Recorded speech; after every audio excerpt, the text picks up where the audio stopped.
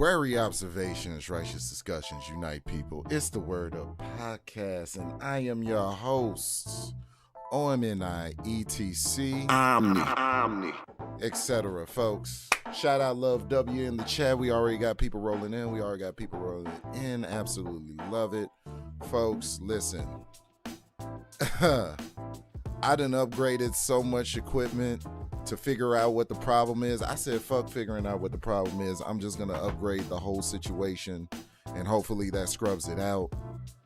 And I upgraded the whole situation, and so far we haven't run into any problems. Knocking on wood. I'm so excited this evening for tonight's show.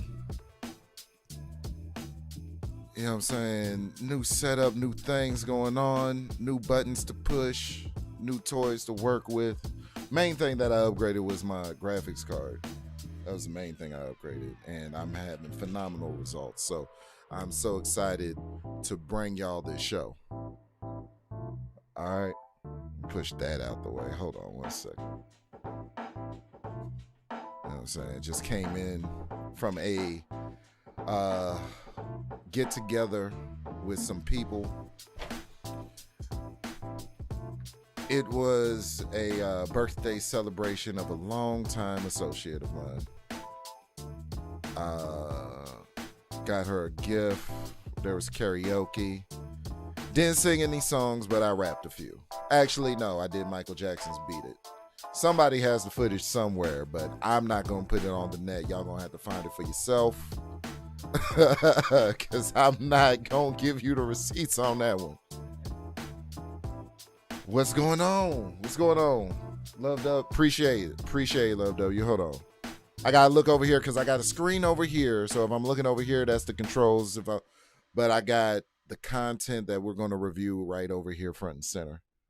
So I could finally, this my biggest criticism, right? my biggest critique, if you will, of my shows and everything that I do when I'm on the net is that I'm always looking towards the left. So now I got you front and center lined up. Hold on, let me get it more front and center. I'm kind of off to the side. Oh damn, there's some thunder in here, but we gonna rock anyway. Appreciate that, Love Dub. Appreciate that. I go hard for this. Today we're talking about mind over money,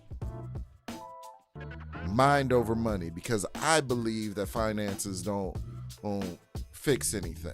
I believe in order to fix one's finances, if you have messed up finances in the first place, one must fix the mind. And I think everything falls in place. You know what I'm saying? Fix the head, the body shall follow. With that said, let's jump on it.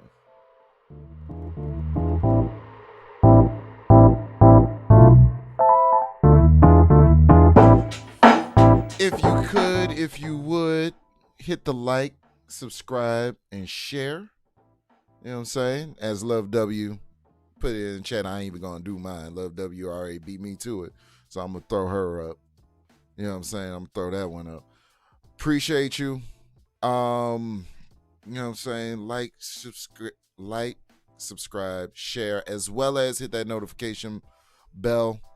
And when you hit that notification bell, please set it to all. Because with me I call this the command center. Like right now, compared to the setup that I had before, I'm dealing with the Star Trek Enterprise right now compared to the setup that I had before. I could do a lot more things from this setup, and I am so grateful. Many of you know that that I've been in a long-standing relationship, and let me tell you that she is so grateful that I finally upgraded the situation, because I was dealing with a desk. It was one desk, but now I got the L-shaped joint, so I'm here with it. You know what I'm saying? It's a beautiful thing. And she's great, because she was tired of seeing me, you know what I'm saying, work it out. But I was like, look, I got to build this thing one brick at a time. So I'm the type to work with what I got until I can get what I want. And finally I got, it's not quite, well, no, this is exactly what I want.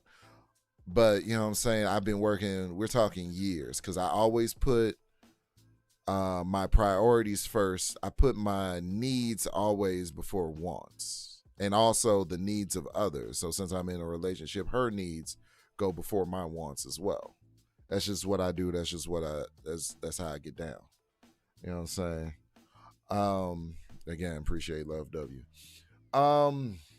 Salute everybody in the chat and salute the replay gang when y'all come in.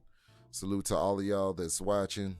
Last one did some great numbers on the last show. We're gonna keep the ball rolling. And I got means of making more reels and more other content outside of that, quick, fast, and in a hurry, because time is always of the essence. It is the number one resource that we are forced to spend every single day, every single second of our existence. We don't know how much time we have left. We don't know how much of it we have left. So the only decision that we can make with our time is where we put it. Understand. So, mind over money. What, and this is what I want you to marinate on, because I actually do have several topics to get to. I want you to marinate on, you know what I'm saying, what your life is like. What does your money mean to you? What does your time mean to you? And how your mentality affects both of those things. Okay? And what I'd like to know in the chat, if someone could leave in the chat, if any of you could leave in the chat, what are you doing to improve your time spent, your money spent, as well as what steps? I'm excited to see about, like, what steps are you doing to level up and get more income? You know what I'm saying? Because I know some people believe that, you know, what you do with a little is what you're going to do with a lot. And that's very true.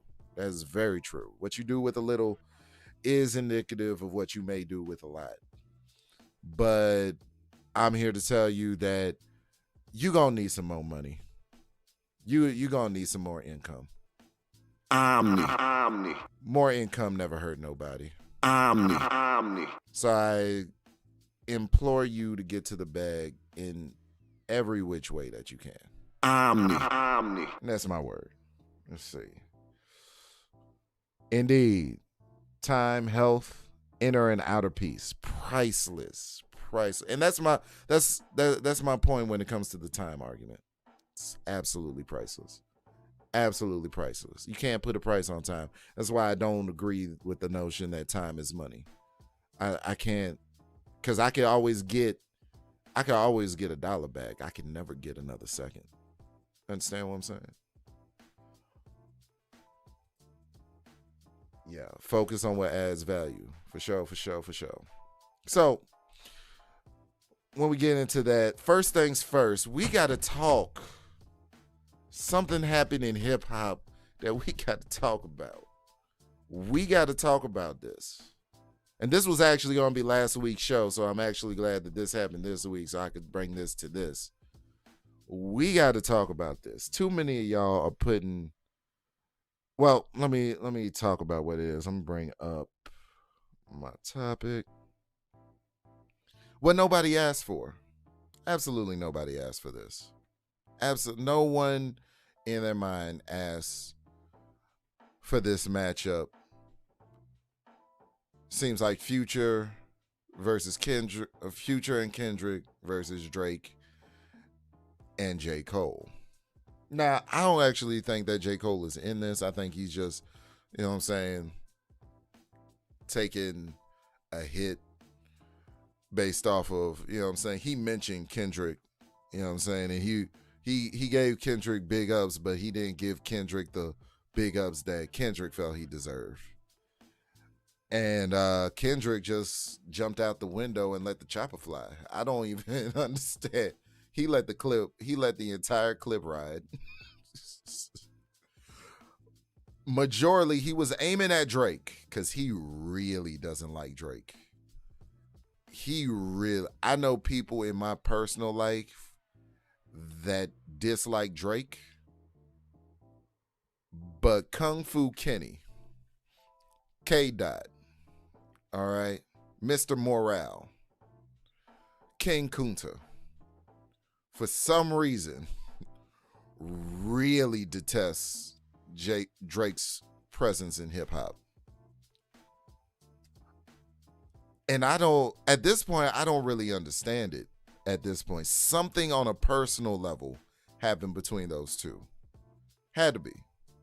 Absolutely had to be, in my opinion. Something at a personal level. But what I want to talk about is, I think there's a correlation.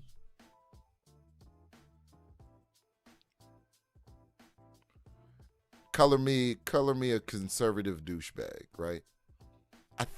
I believe there's a correlation between hip hop not being as lyrical based as it once was and the plummeting literacy rates in many public schools.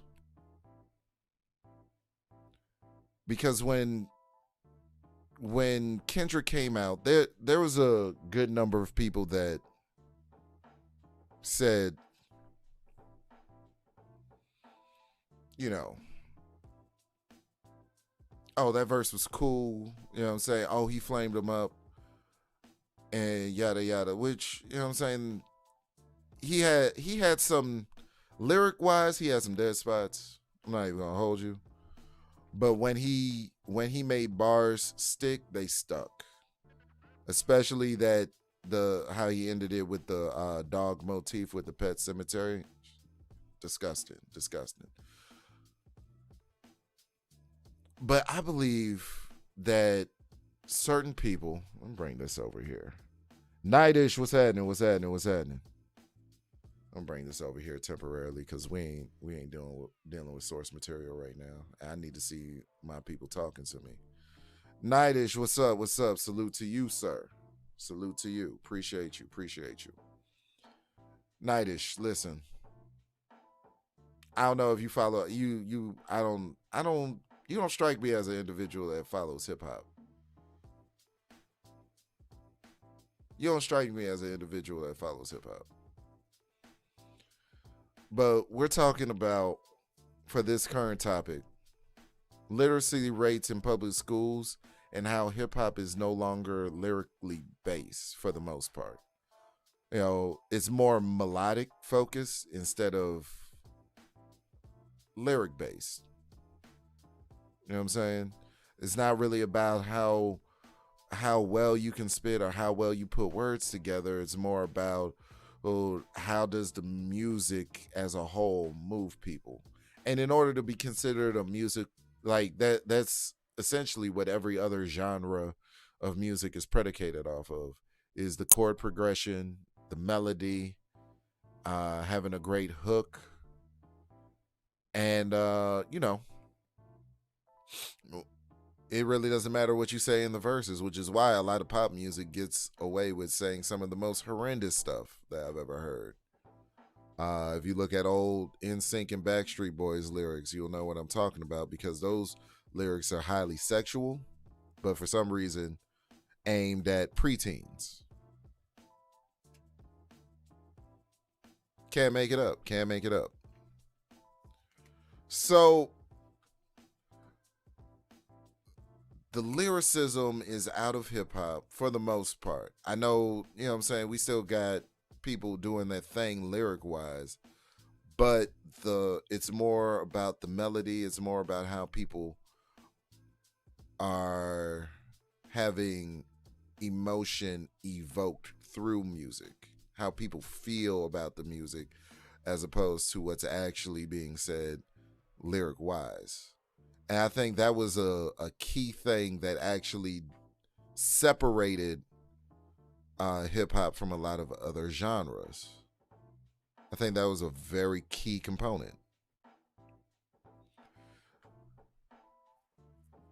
And so I just can't help but notice the literacy rates in public schools.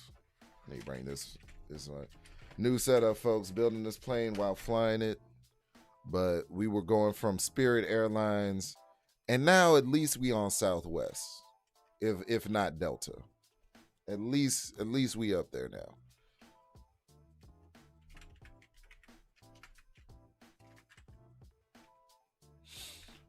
So let me know what you think in the comments. Does anybody know what the current literacy rate is in public schools? As I pull this up,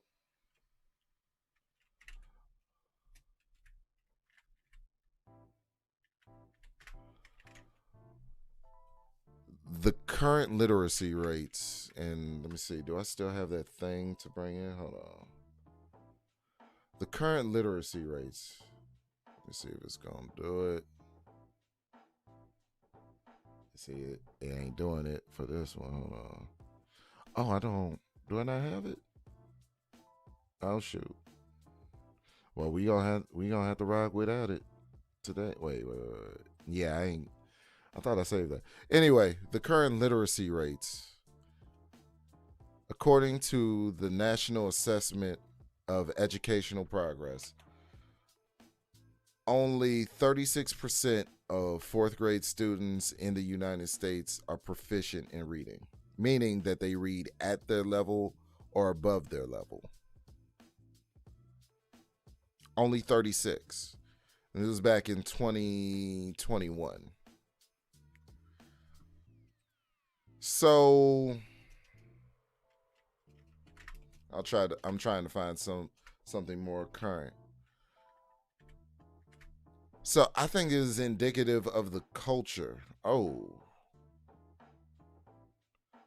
this is even more damning. Hold on, let me put this on the screen so y'all can see this.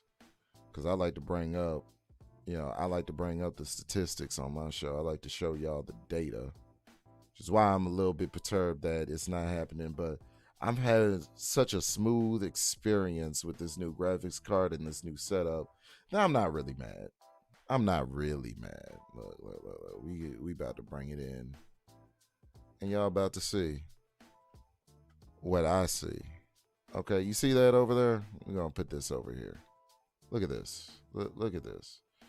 National Literacy Institute. 21% of adults in the U.S. are illiterate in 2024, with 54% of adults having literacy below a sixth grade level. 20% are below a fifth grade level.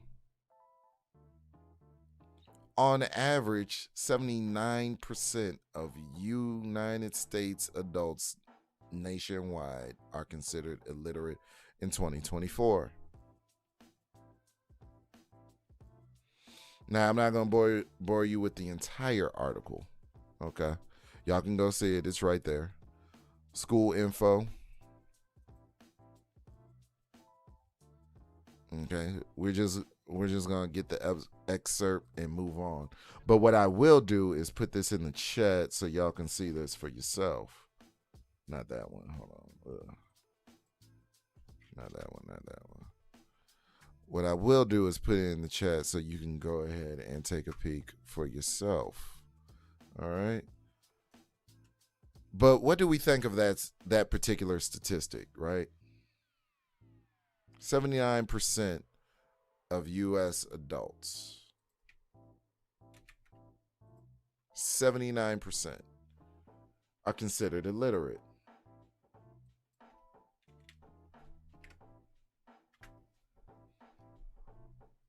I don't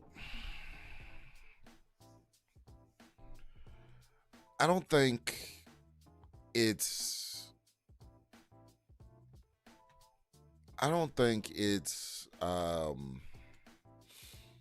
been the focus. I don't think education has really been the focus of America.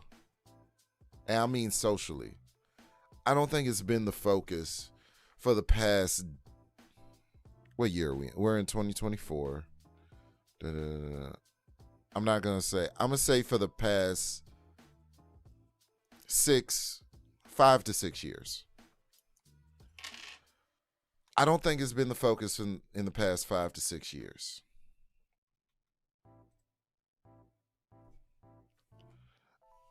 I don't think. And here's another one. Jesus. So this is just where we're at because we have.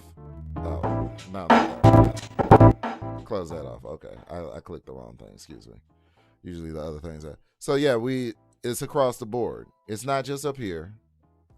Multiple sources indicate 79% of United States adults are literate. Oh, are literate, not illiterate. Excuse me. 21% are illiterate.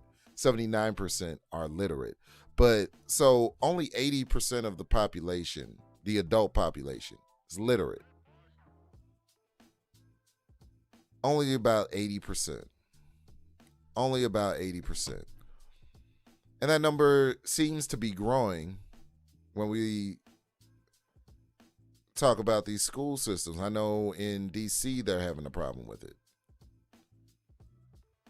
I know, and it's especially more in black and brown communities. Well, schools that are predominantly uh, populated by black and brown students. We have more disruptions in school than we ever did.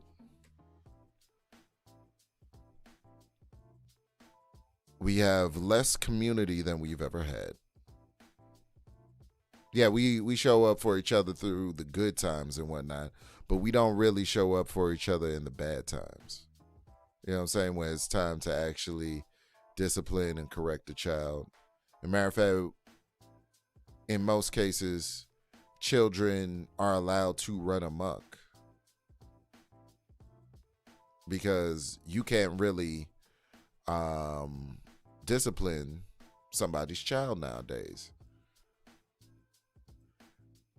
It is a problem for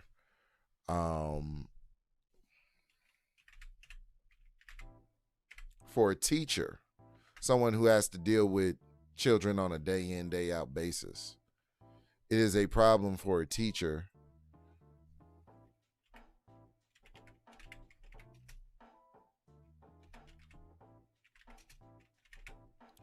It is a problem for a teacher to discipline a child nowadays.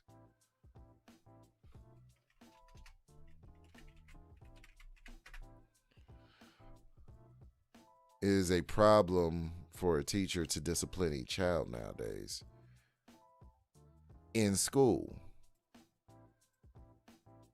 because the teachers have little to no assistance from the parents, and the parents believe that I was actually on Israel Mills. Shout out to Izzy Bands on here on YouTube and on Facebook. I mean, not Facebook, Instagram. Same thing, but different format.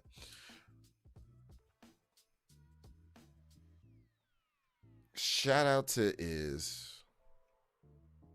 for having me on. If you go to my Omni etc. Instagram, if you go to my OMNIETC Instagram, the last thing that I've ever posted on that page was a conversation between me and a woman on Israel Mills' show. This woman believed that teachers are their second mother. Teachers need to be more active in disciplining children and instill a sense of disciplining children more so than the parent. The parent, it's not their job to discipline children, but it's the teacher's job to discipline the child. And that is so backwards from the way that I was raised. Understand, that is so, oh, I meant to hide that. That is so backwards from the way that I was raised. The way that I was raised is there was this thing called home training. And in home training, your parents or your guardians, whoever was in charge of your care, what they would do is they would give you the basic instructions that you need to go out and function in a limited capacity, because you're still a child, but function in society so that you can go to school, not act a fool. I still did. but you can go to school and not act a fool. You can actually receive instruction at school and then return home. Now, of course, children are going to be children. That children are going to not pay attention. They're going to go out and do whatever it is that children do. Okay. Hold on one second. I got to coordinate quarterback a play. Hold on one second.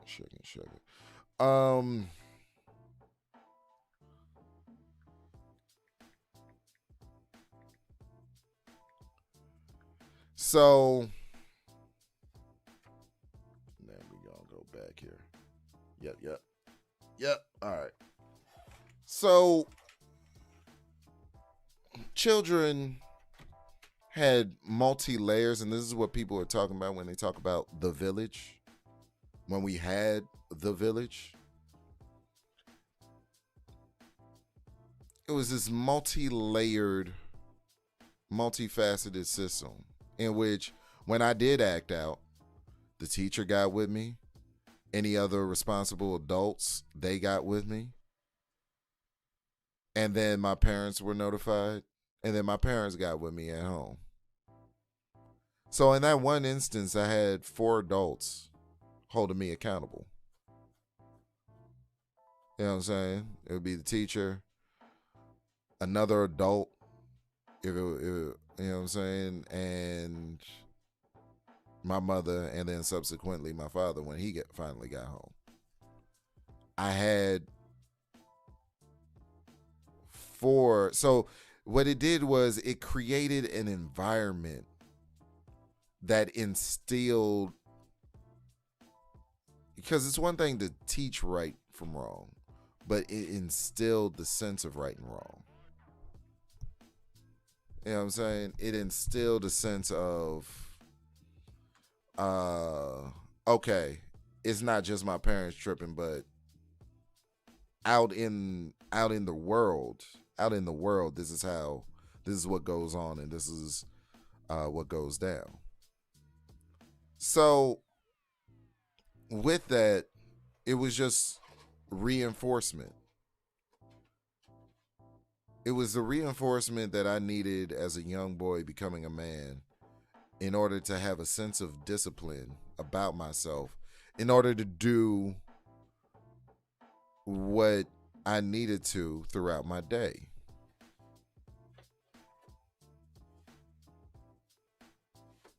Because you're supposed to actually learn something at school. I know we like to say that you didn't learn anything in school. There was things that were taught that we learned. I think the biggest problem that we have with school is that it drug on over and over and over because we were learning the same thing over and over. I couldn't tell you how many times I took humanities. I can't tell you how many times I took an algebra class. The same exact math over and over. The same exact English. We get it. It's a subject.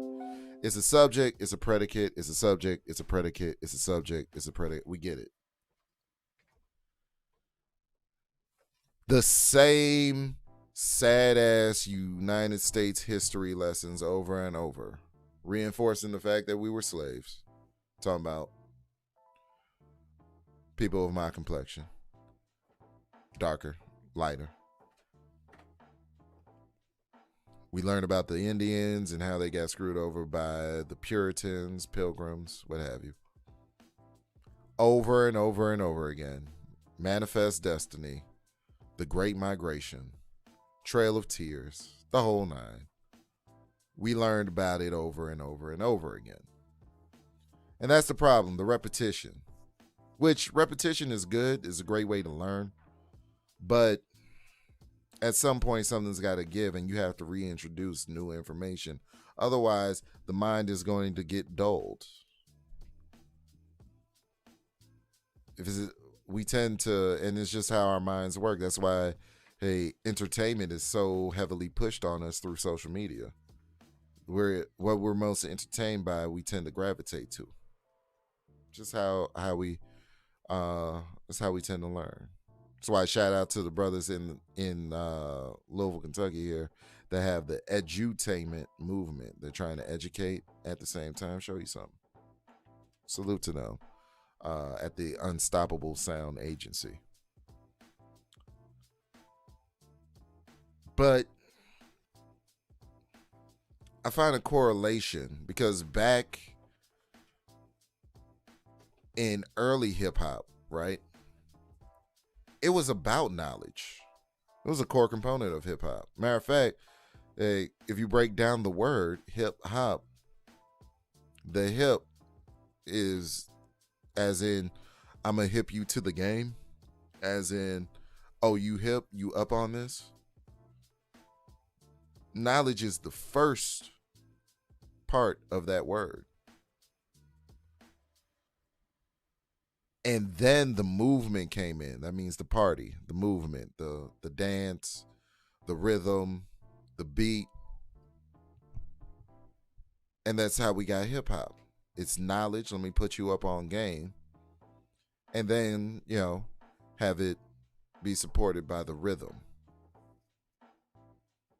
That's why KRS-One was so heavy back in the day and still is very respected in hip hop. It wasn't just about being braggadocious, even though I do enjoy braggadocious rap. But what did you learn? I just like to listen to some cool shit, roll one, you know what I'm saying, and learn from it. I still enjoy that type of music. You know what I'm saying? Something that expands your mind, something that expands your thought patterns and your thought processes. It's cool. It's one thing, and the subject matter has to be interesting to me as well.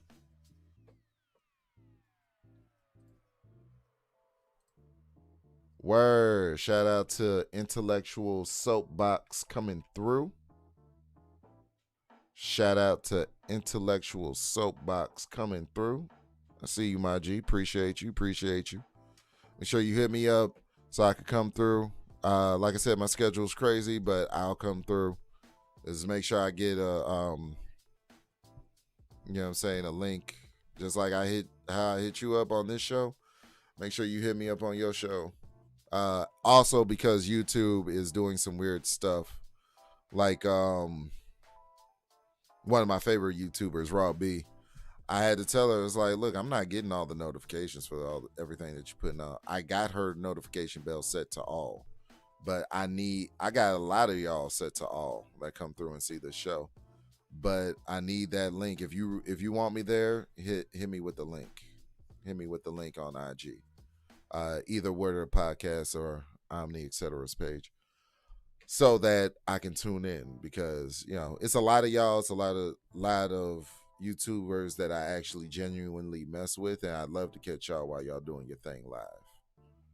For sure, for sure. So salute to the Intellectual Soapbox. Salute to you.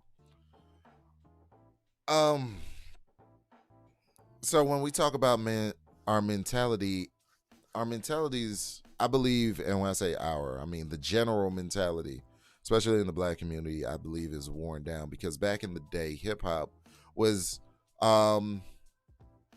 thought provoking.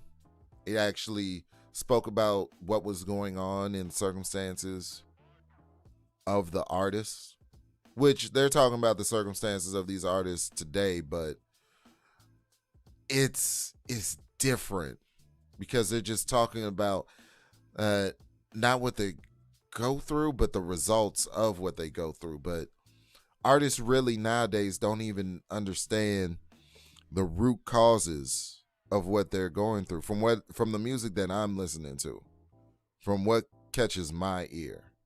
They talk about what's going on in the slums and all of this, but they're not breaking it down the way that it was broken down way back when. It's more coming from this is just how it is perspective, instead of saying, no, this is how it is because X, Y, Z, and the third. They're not really going deep enough.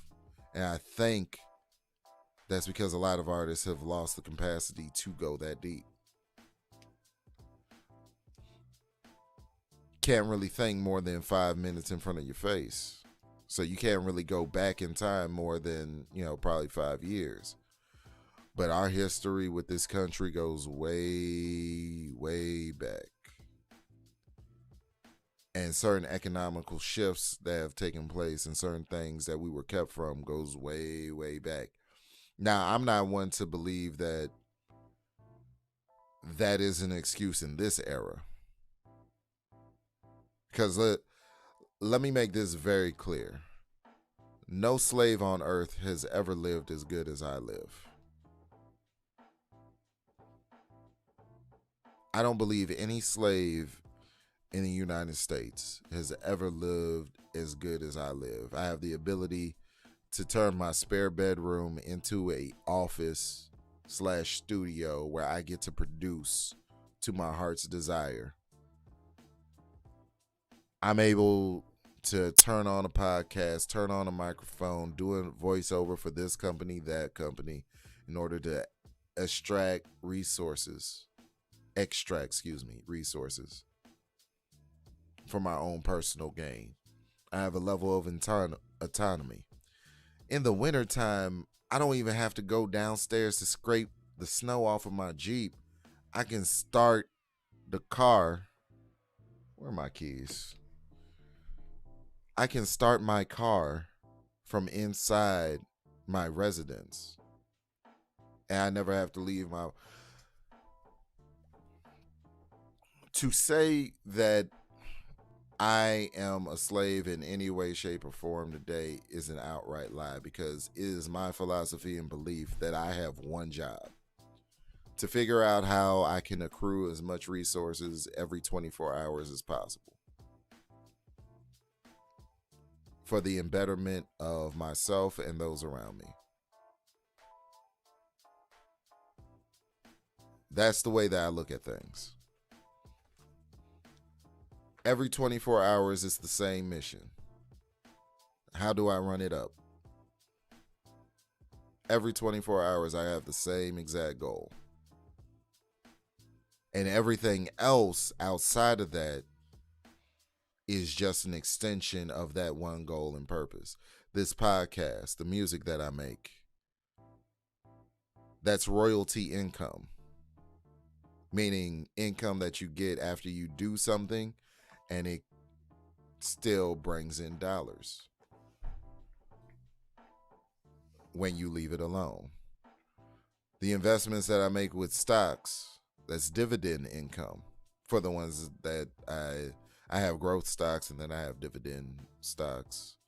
VGT, if you're interested. I love the hell out of VGT. It's essentially, that's the ticker symbol.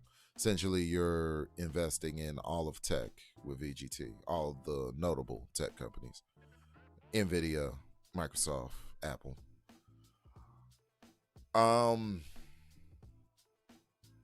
Right?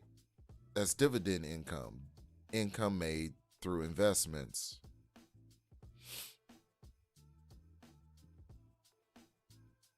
Then I go to the job to get the check to get the check off the job just so I can put it into investments. So that's active income. That's income that I've actually worked for, and they just pay me for my time. Currently in school to become a software engineer. So that's going to essentially double my income, because I doubled my income earlier this year. Just getting more hours, because they were starting to cut back hours. So I made a lateral shift to a different position that was able to secure some more hours. But as I said earlier, with time and money, eventually it comes down to an equation where you have to divide your annual income by 8,760. Is it 8,000? I think I might be missing an hour or two out of that equation. Hold on. Let me see. How many? No, I was right. 8,760. That's how many hours we get in a year. Divide your annual income by that, and that's how much an hour of your life is worth. That's you doing anything. That's how much your time is worth doing anything. That's how much an hour of your life is worth doing anything. I'm talking sleeping, taking a shit, cooking food, hanging out with the broskies. You know what I'm saying? That's how much an hour of your life is actually worth. And so that's the primary equation that I wrestle with. And with all of this stuff that we have to deal with, literacy plays a very, very important part. Probably the biggest component, because you can't be financially literate if you're not literate. You can't be any type of literate you're not literate. You can't read a bank statement if you're not literate. A profit loss you wouldn't understand if you're not literate. Basic literacy.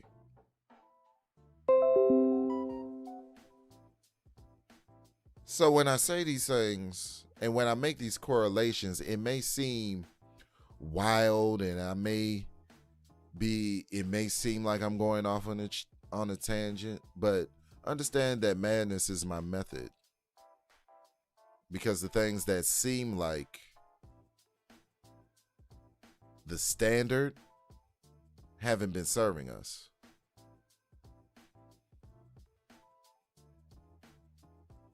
We've been dealing with the wrong formulas. A lot of people don't know that there's only 8,760 hours in a year. A lot of people don't realize what their own economic circumstances are, and what are the base things that play into that. What are the basic things that play into that? The ability to read. And I thought, you know what I'm saying, I used to be judgmental of people that couldn't read, but it's actually a deeper rooted and a more serious issue than I once understood. Because we're not even cultivating an environment in which people appreciate the skill set of reading, the ability to read.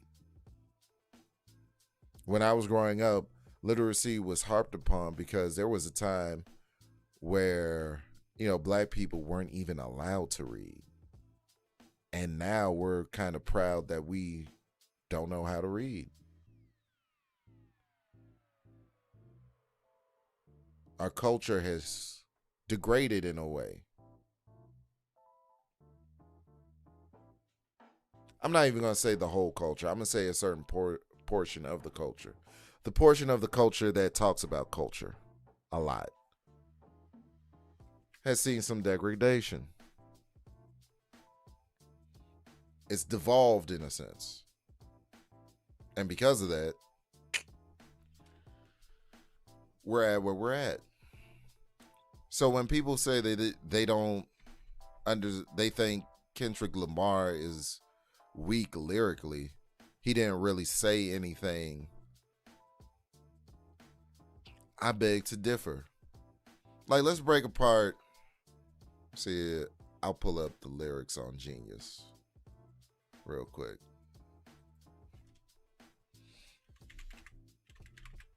Right.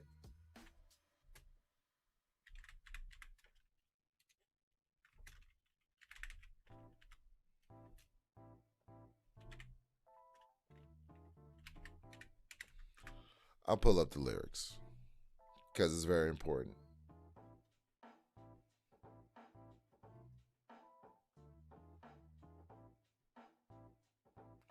I'm going to just pull up the lyrics to my favorite part at the end.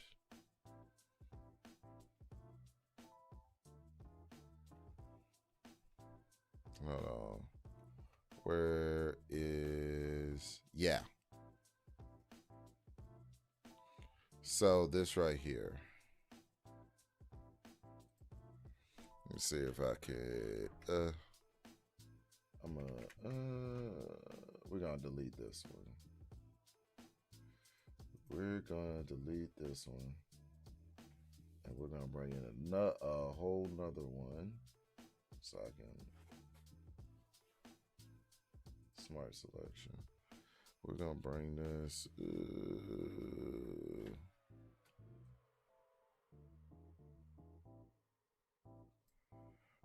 All right, this one right here.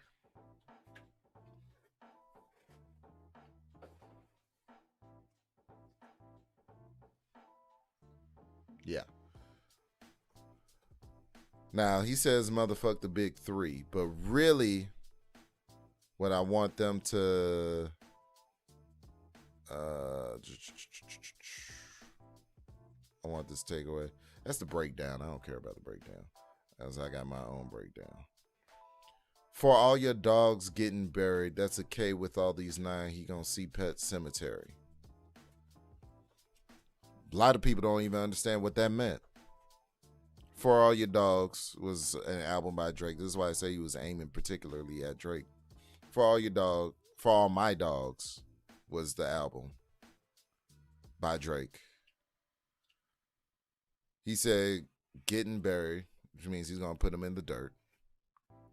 That's a K with all these 9. So that could be a K or AK, as in the K, AK-47. With all these 9s, so that means 9mm pistol. All right, but also K9 is a dog. This is a whole dog motif in just 3 bars. Well, yeah, in 3 lines. For all your dogs getting buried, that's a K with all these 9s. He gonna see Pet Cemetery. Pet Cemetery was a movie out of the 80s in which a child's pet dog died. Then they buried him in an Indian burial ground. And the dog came back. And they had to put the dog down again. So in that one line, for all your dogs getting buried, that's a K with all these 9s. He gonna see Pet Cemetery. Kendrick is saying that Drake, you can team up and link up with whoever you want. You can send whoever you want at me. I'm gonna unalive all of your dogs. I'm gonna delete all of your dogs, and should they get revived and come back, I'm gonna put them down again. And this brilliant dog motif, which I probably have to look up motif and just bring that to your face so you understand what a motif is. And in battle rap, they refer to it as word association, but it's a lot deeper than that. This motif is lost. It's like he didn't even say anything. What does that even mean? This particular line is what I'm talking about, and the reason why I'm talking about this particular line is because people said that line wasn't saying anything, when that's one of the doper lines of the whole verse. And for everybody that, loves to say that Kendrick ain't got bars or he's not that lyrical and he's not like that, I got this question I love to pose, right? Because Kendrick just had a verse. He was actually the featured artist on Future's song like that. Can anybody, without looking it up, can anybody tell me how Future part starts? Without looking at it. And I'm gonna actually close this off. Without looking at it, tell me a line from Future on this song. No one has been able to do so. That's how powerful and how potent an artist Kendrick really is. He'll make you forget about everything else that happened on that song, but his verse, You don't even. This is historical Kendrick. When he put out Control, what was Big Sean's verse? Tell me, what was Big Sean's verse on Control? Jay Electronica, how did his verse go? Without looking it up, without running to YouTube, without running to Google, how did the verse go? There were no hooks on Control. It was just verses. So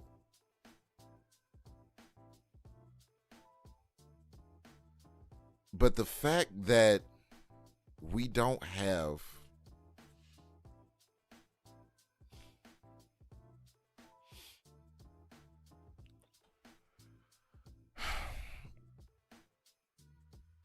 we don't have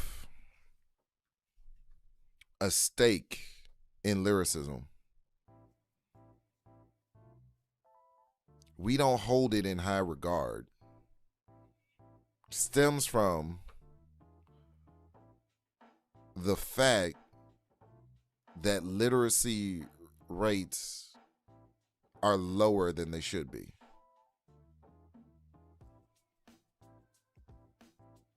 We don't care about the written language. We don't care about the spoken language like we used to. But being able to read, being able to communicate has always been the gateway in order to gain more knowledge and transform one's circumstances. Remember this phrase and remember it well. Learners are earners. And you can't learn anything if you can't have it communicated to you, if you can't decipher it, if you can't read to understand, then you will forever be where you're at. Shout out B Love in the chat. We see you. We see you. We see you. Appreciate you stopping by, B Love. Appreciate you stopping by. So that's my take on the whole Kendrick, J. Cole, Drake. I think that's the bigger picture argument. Is that we don't value the spoken word or written language like we used to. And because of that, because we devalue that, or we don't value that like we once did, the culture is degrading. I believe words are the root. The language is the root of any culture. The movie Hero actually illustrates this. When the Emperor was talking to Jet Li's character, having him come those steps for killing those people,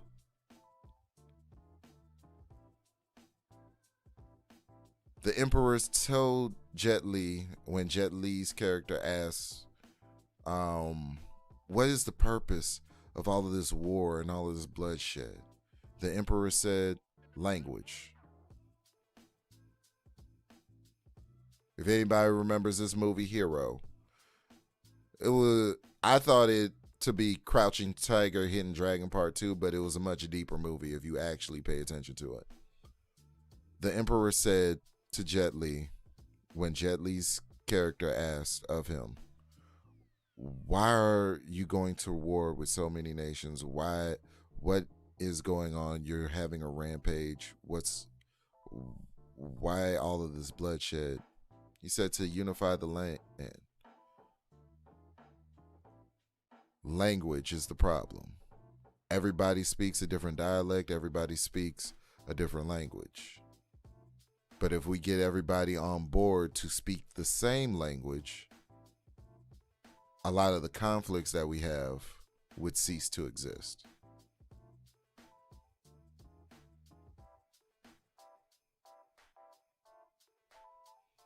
Language is the root of all cultures.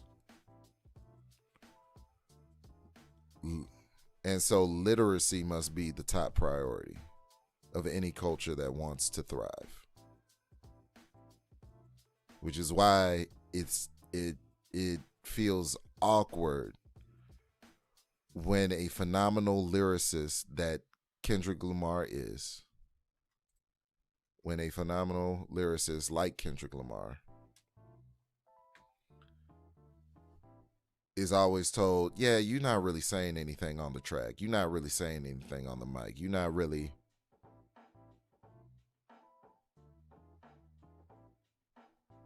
And I'm like, of course people are going to say that because lyrics are not the focus. He's not really saying anything because you don't feel what he's saying. Remember earlier I said it's more about how people feel. It's about the emotion that's being conveyed and evoked as opposed to the lyrics. So they're not feeling Kendrick Lamar because he referenced a movie out of the 80s. We're in 2024. He's referencing stuff out of the 1900s. Understand? We're in the 2000s. He's making pop culture references from the 1900s.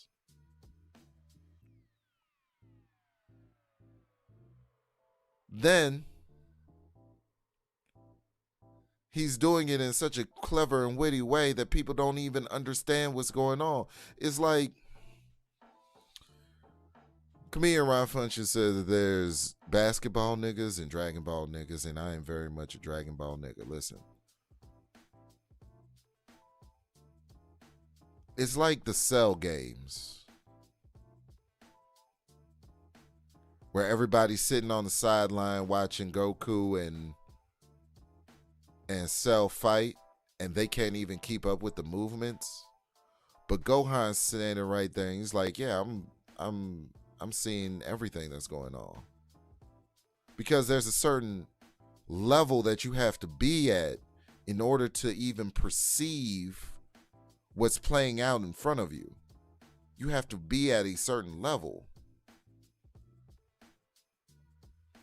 And literacy, education, learning is the same exact way. In order to even understand what's really going on,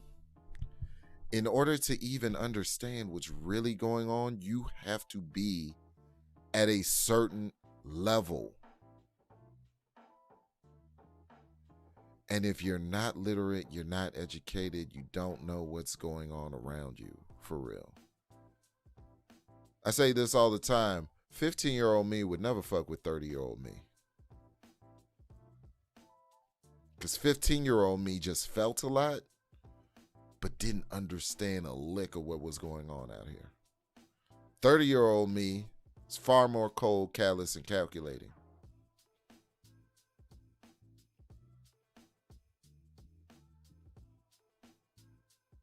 So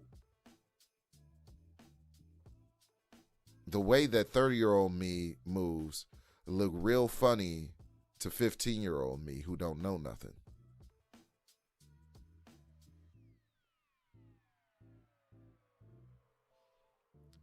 And so when I talk to young men, I tend to look at it from that. I tend to come at them from that angle. It's like you're not supposed to really agree with what I'm saying, because you haven't been exposed to the information like I have.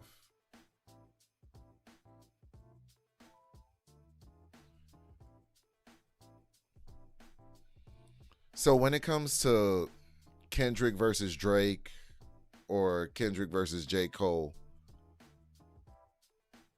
I want us to remember that, yeah, a dope verse was spit, dope songs was made, some cool music is out. But what is the underlying undertone of the people's reaction to what's going on? And understand why they believe what they believe. It's because the lyrics aren't the focus in hip hop anymore. But that's reflective of what's actually happening in real life. Art imitates life, not the other way around. Life doesn't imitate art. As bad as some people want to make that claim, life really doesn't imitate art. And when we're talking from a macro perspective, not a micro perspective, not a microcosm. When we're talking about people in general and how humans work in general, the art that we produce is reflective of life, not life imitating art. We have people out here that are faking it to make it and all of that. Yes, true. Very, very much true. But true art is reflective of life, not the other way around. And I would even challenge that the people's response to art is reflective of the culture and the value system that they may or may not uphold. And because of that, we are at where we at with it in this discussion of hip hop, of who's the better artist, who's the better rapper. Kendrick Lamar, we could break down Kendrick Lamar's bars and they're phenomenal. But if you're illiterate, then a lot of the stuff just went right over your head.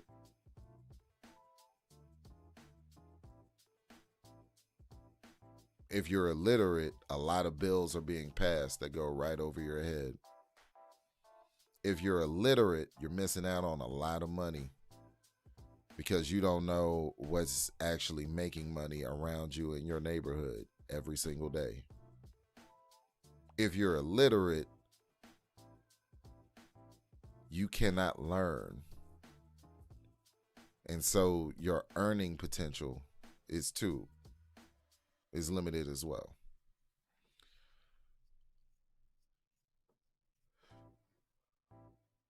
Moving right along. When we talk about value systems and the like. Once again, I knew not to put her on the thumbnail because Candace Owens has always been a source of contention. People love her, people hate her. And quite frankly, I only see either one of those. I don't see too many people in the middle. They either love her or they hate her. But shit, same thing goes for Jesus. Same thing went for Tupac, Biggie, whatever, what have you. People that do great things. Candace Owens had left. I know people wanted to say that she was fired. But really, it was a mutual decision. She had left because she really didn't believe that the Daily Wire was the platform for her anymore because she was getting into spats with Ben Shapiro about this whole Jew thing. And was she being anti-Semite? Was she disparaging Jews and whatnot? No. She had a problem with one individual, right? She had a problem with one individual. And it became a whole thing.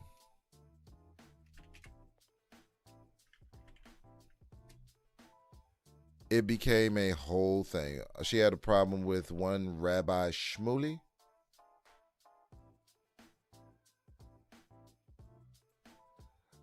And that rabbi,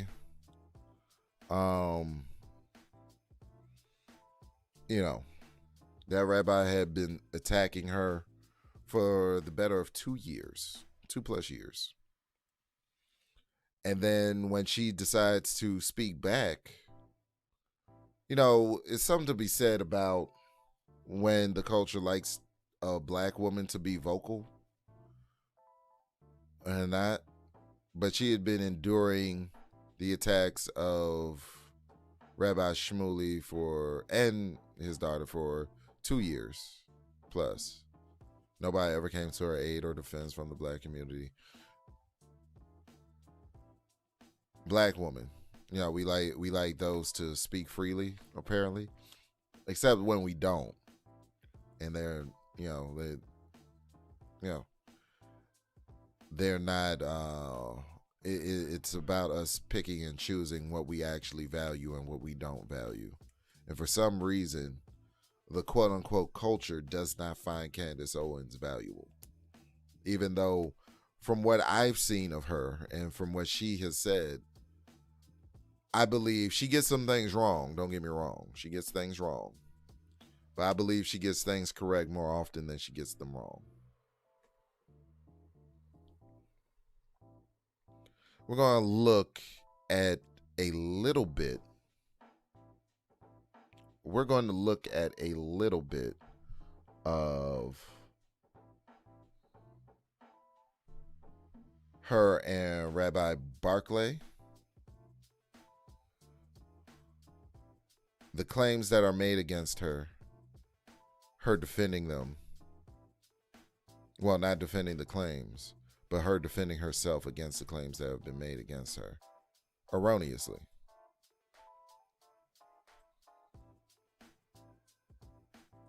Erroneously.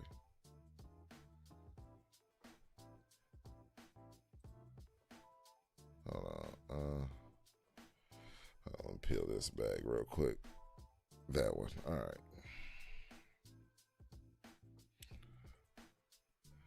Hold on.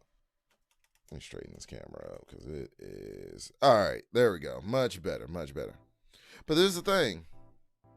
What?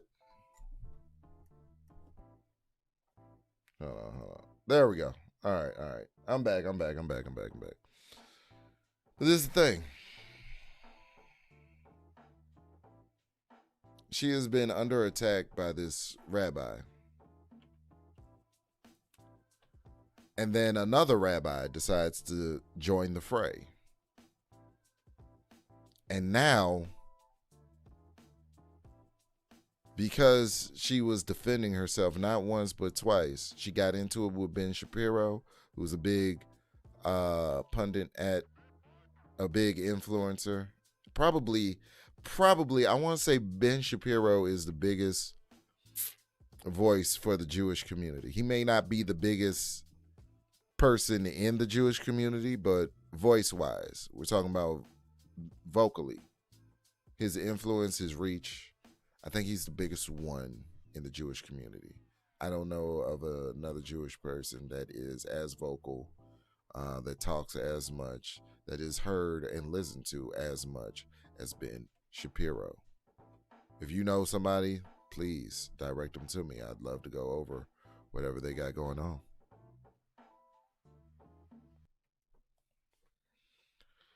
But this is her. This is Candace defending herself against one Rabbi Barclay. We're kind of in the middle of this video because I was reviewing it, but I want to see where this conversation goes. Because they said that this is the most damning part over here, where he said that,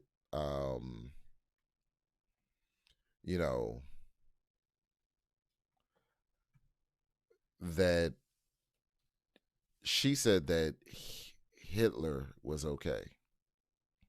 Now, I'm not the sharpest tool in the shed. I'm going to hide that real quick. I'm not the sharpest tool in the shed, right? I think most people know and understand that Hitler was not okay. I would hope, at least, I would hope that most people would understand this. But let's look at this information. Let's look at what's going on here. Is dishonest, because what I actually was saying was answering a question, as you brought up, where we were not even talking about Jews, not talking about the Holocaust. A woman was asking about whether or not it's okay for people today to say that they're nationalist when it's often associated as a dirty word. And what I was saying was that it's wrongly associated with Hitler. I don't believe that Hitler was a nationalist, because obviously Hitler invaded Poland. He obviously had ambitions outside of. So what we have the clip. We have the clip. So we're going to play it. So again, the question that's being asked of me is whether or not nationalism is an okay word to embrace. Let's play the clip so we can hear me and what I actually said. Absolutely. Yeah, I agree. I actually don't have any problems at all with the word nationalism. I think that it gets the definition gets poisoned by elitists that actually want globalism. Globalism is what I don't want. So when you think about whenever we say nationalism, the first thing people think about, in at least in America, is Hitler. You know, he was a national socialist, but if Hitler just wanted to make Germany great and have things run well, okay, fine. The problem is that he had dreams outside of Germany. He wanted to globalize. He wanted everybody to be German, everybody to be speaking German, everybody to look a different way. That's not, to me, that's not nationalism.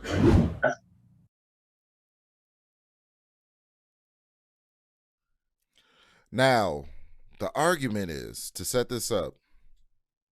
The argument is for anybody that doesn't understand what's going on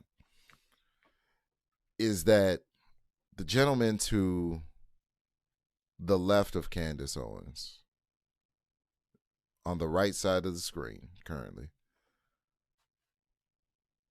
is saying that she said that Hitler was okay. Hitler was great. Hitler needed to happen. Hitler was the best thing to happen since sliced bread. What she said and broke down was that nationalism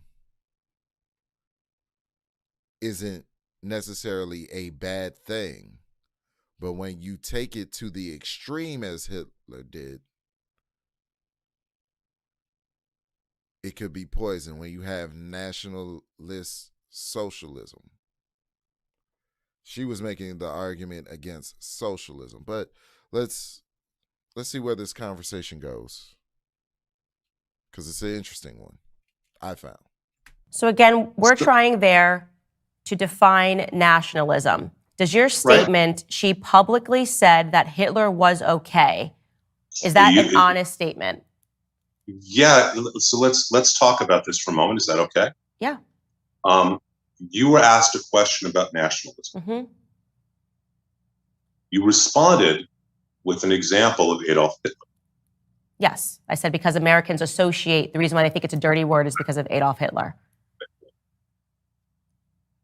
You responded, and you have subsequently, and I've seen you subsequently, and I think you even said it at the congressional hearing, you have obviously condemned him for who he was. But you brought Hitler's name into a discussion. Correct. Okay. And you justified that this is how America feels or how people feel. And that's your take on it. It's not necessarily accurate. And in fact, it probably isn't from an actual sociological standpoint. But that's your opinion. Fine. But Candace, you put in the same sentence what he did if it just had stayed in Germany was okay. But more importantly, and here's a piece of the anti-Semitism. Why bring one of the most evil men of history into the discussion? You could just as easily have given any negative examples of nationalism.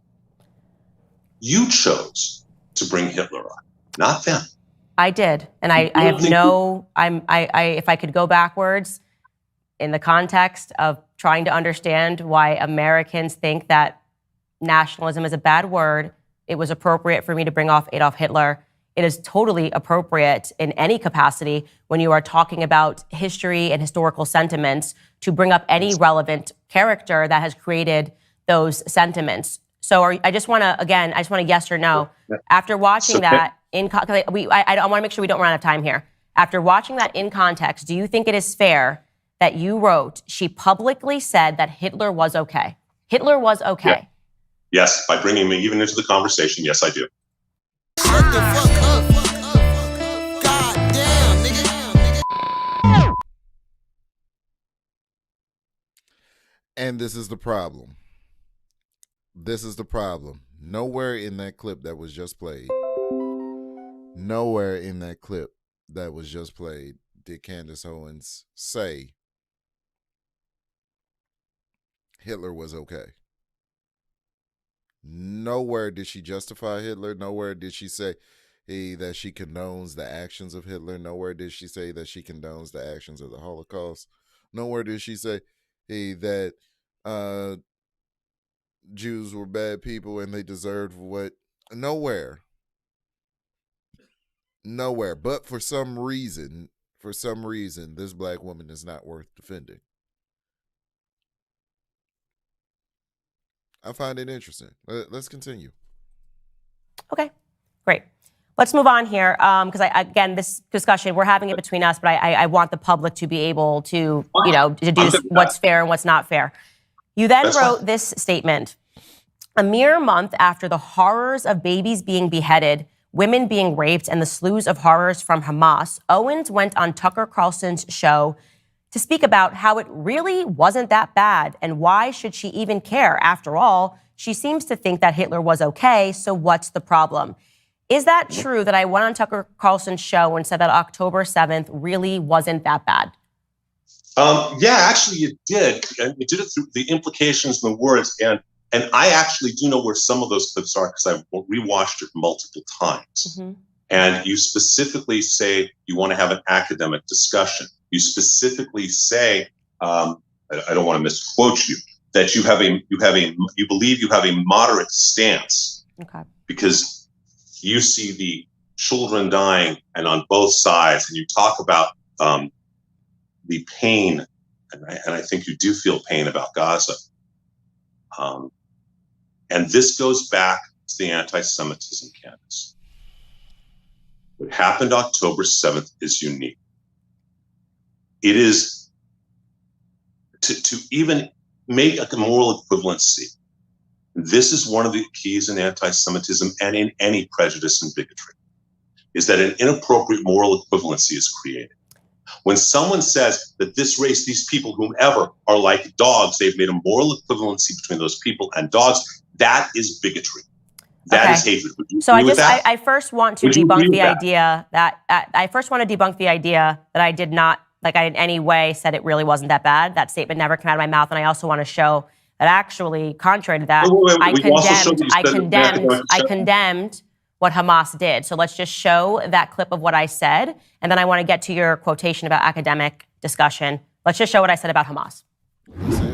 I have seen every single person, including myself, condemn what happened on October 7th. Because who wouldn't condemn terrorism? It's obvious. Who would not condemn innocent Israelis dying? But if you then say that it is also sad when an innocent Palestinian child dies, suddenly this is pro-Hamas, or you need to say, even when you're talking about how sad it is that a child dies, you need to button that statement by saying, but that child was a human shield. That's not going to be my response.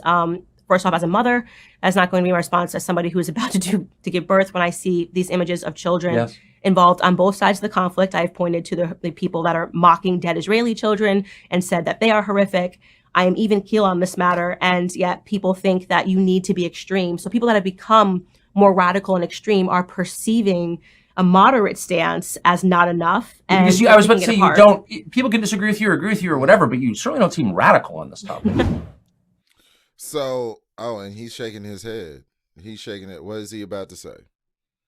What is he about to say to that? So he just saw her say that she's not being extreme.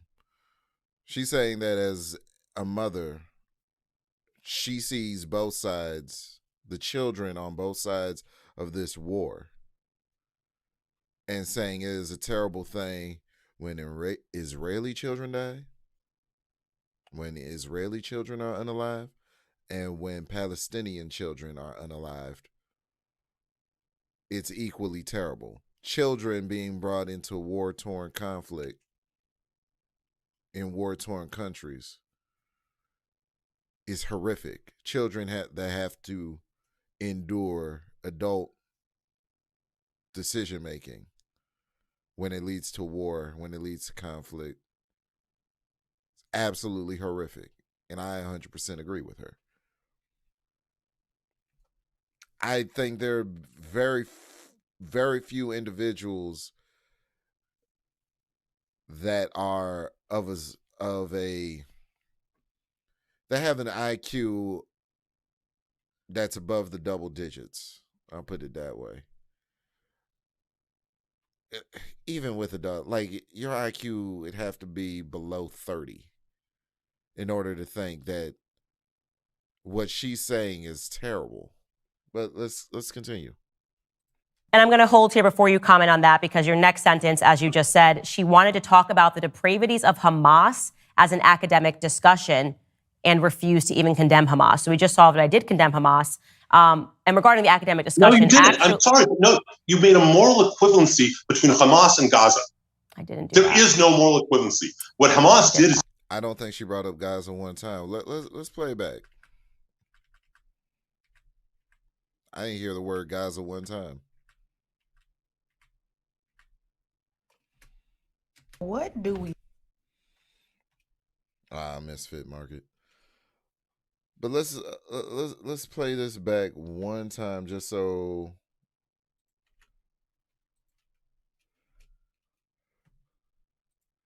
we get it, because she didn't say anything about it. She didn't say anything about Gaza. I don't think Gaza, in that clip that we saw, I don't think Gaza came up one time. I could be wrong. And if I'm wrong, let me know. But I didn't hear the word Gaza come out of her mouth. Your quotation about academic discussion. Let's just show what I said about Hamas. I have seen every single person, including myself, condemn what happened on October 7th. Because who wouldn't condemn terrorism? It's obvious. Right. Who would not condemn innocent Israelis dying? But if you then say that it is also sad when an innocent Palestinian child dies, suddenly this is pro-Hamas, or you need to say, even when you're talking about how sad it is that a child dies, you need to button that statement by saying, but that child was a human shield. That's not going to be my response.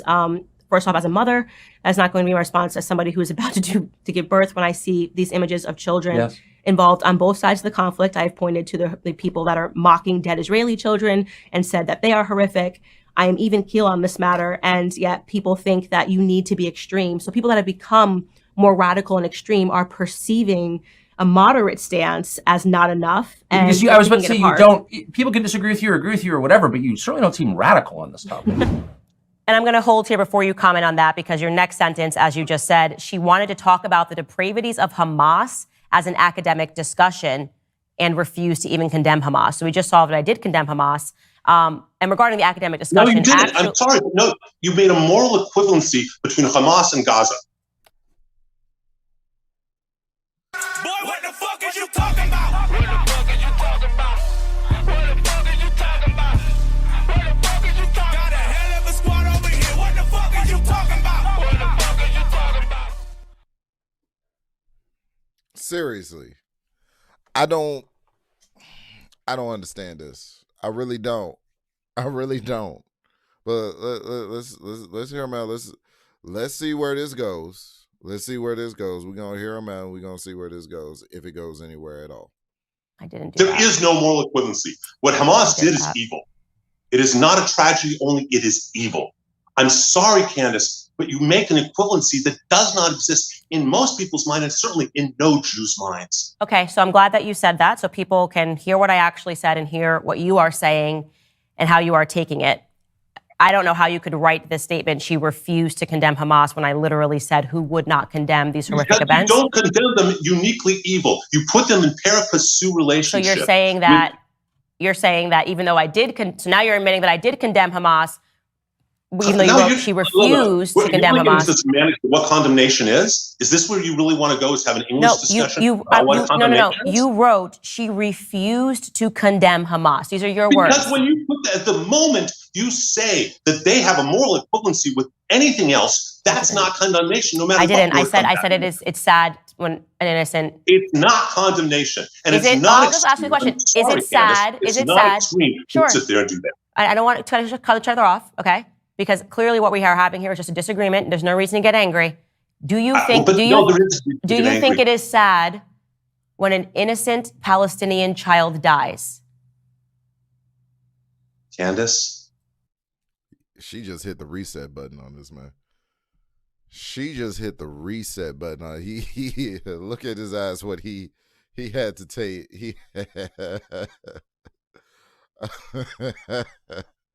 He had to take a couple seconds.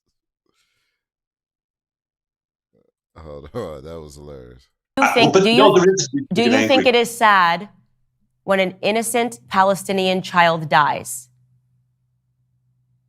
Candace, I cry every day. And it's not just for Israel. And this is one of the things you clearly do not understand. The same way most don't, who are anti-Semites, who don't get it. I cry for what's going on in Israel. I cry just as much for what we are forced to do. Golda Meir had a great quote. She What is with these quotes? What she asked you a direct question and he was unable to answer it. She asked him a direct question and he was unable to answer it. I cry for what's going on in Israel, but he can't openly say I cry for the children of Palestine when killing children is we know that very few, I'm not going to say absolutely none, but very, very, very, very few children deserve what's going on in these war-torn countries. Very few children deserve what's going on in the Middle East. They're throwing white phosphorus on children. I don't know if you know what white phosphorus is. Look it up. You'll be amazed at the level of depravity war can get to when human beings want to get rid of each other.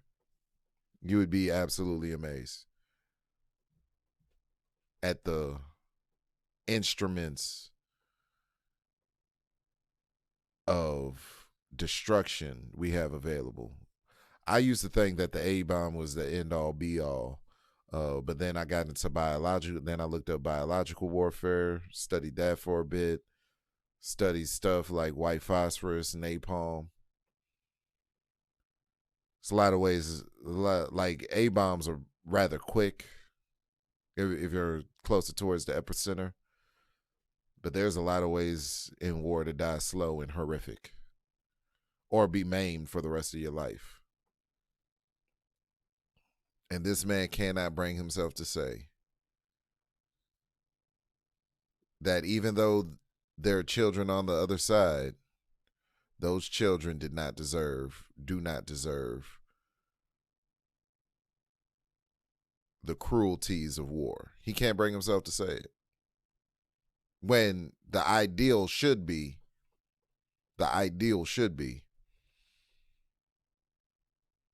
we keep children out of such matters. That would be the ideal, but when it comes to war, everybody getting it. Them bullets is rated E for everyone. said that one day we may be able to forgive them for killing Israeli children. We will never be able to forgive them for making us kill their children.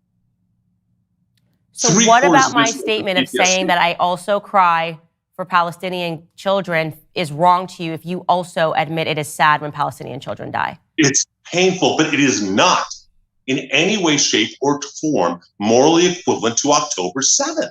That is the anti-Semitic bigotry. But I didn't say that. I just want to be clear. People are watching. It's just not what came out of my mouth. But I'm not gonna. I don't want to get hung up. I don't want to get hung up on that. I want to now point to. You said I wanted to talk about the depravities. I'm gonna quote it. She wanted to talk about the depravities of Hamas as an academic discussion. Actually, I was talking about NATO, and here is the clip of what I said when I used the words academic discussion. Take a listen. I mean, you can go back to me even talking about NATO expansion before things erupted between Russia and Ukraine, yes. and having a meaningful discussion about how much expansion is too much expansion. How would we feel if we had troops on our border? These are things that should be allowed in an academic discussion. You should be able to sit on stage and should be able to debate these ideas without using ad hominem attacks.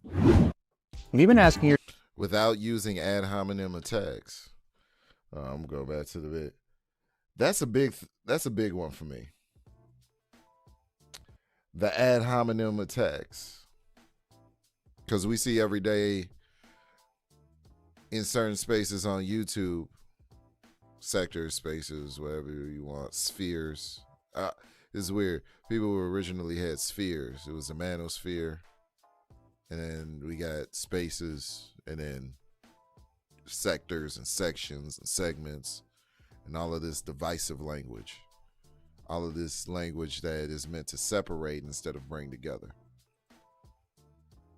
But we used to have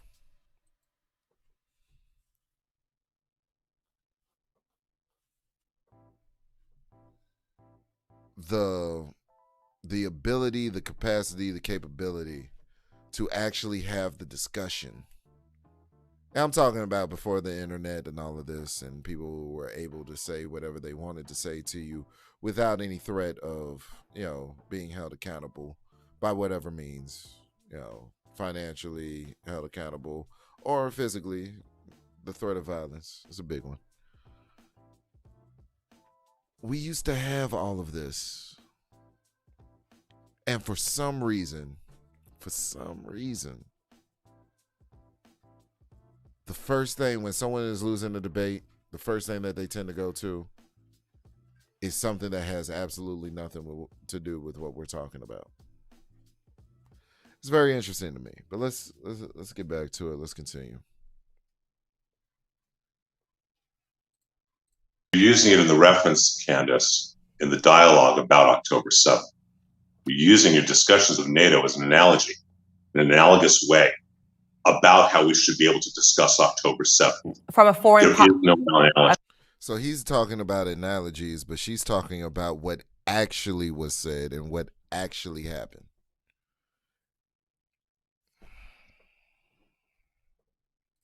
Okay, so you think that it is fair after listening to that, me talking about NATO and me talking about Russia and Ukraine and saying that we should always be able to have an academic discussion about foreign policy, you think your statement still is fair, saying that she wanted to talk about the depravities of Hamas as an academic discussion? Because you're using that context, and you're the one taking your own quotes out of context. I played it. I didn't take it out of context. I just played it. Then play the whole paragraph we were talking before. That's the entire issue. I did. So the first part was what I just showed you. That was actually a split clip. The first part, the first half of that was when the one that we just showed you, when you said that I said it really wasn't that bad and why should she even care? The first part I say I condemn Hamas. And then I said that I've been consistent in always saying that we should have a topic. We should be able to discuss foreign policy removed from ad hominem attacks because that is the truth and that's how I feel. But to be clear, I just broke out academic discussion because I was referring. Candace, okay. I'm going to ask you really simple questions. Mm-hmm. Okay? No. I want to keep going through this. I think it's important here. It's about this. So I'm going to ask you a simple question. Do you ever mean to hurt people because of their race, religion, or color? Ever? Do I ever mean to hurt people? Say that. Because of their race, religion, or color? Ever? I can't hear the last part of it. I don't know why I'm not hearing. I'm sorry. We'll apologize. We know about the technology. Do you ever intend to hurt or want to hurt anyone based on their race, religion, theology, color, etc.? No, never. Not once. All right. What you need to hear is your statement. I'm not alone in this. Because it is the whole context of October 7th. It's hurtful to Jews.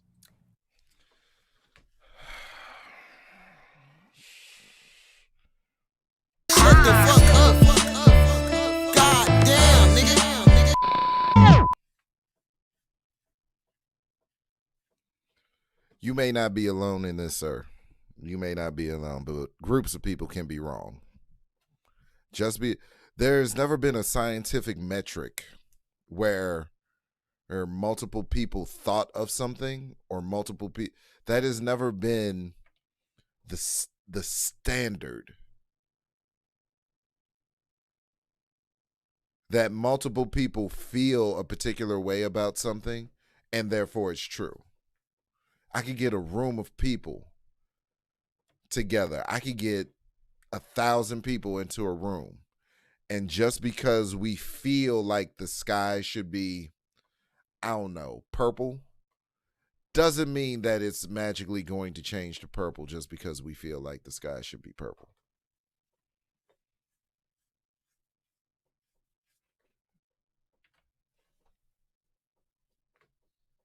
So just because you feel like it's hurtful doesn't mean that it was meant with hurtful intent. Doesn't mean that it's actually wrong. Doesn't mean that it's factually wrong. Doesn't mean that you even heard what she actually said, because she pointed out at least three examples in which what she said and how you took it, i.e., how you heard it, was completely different.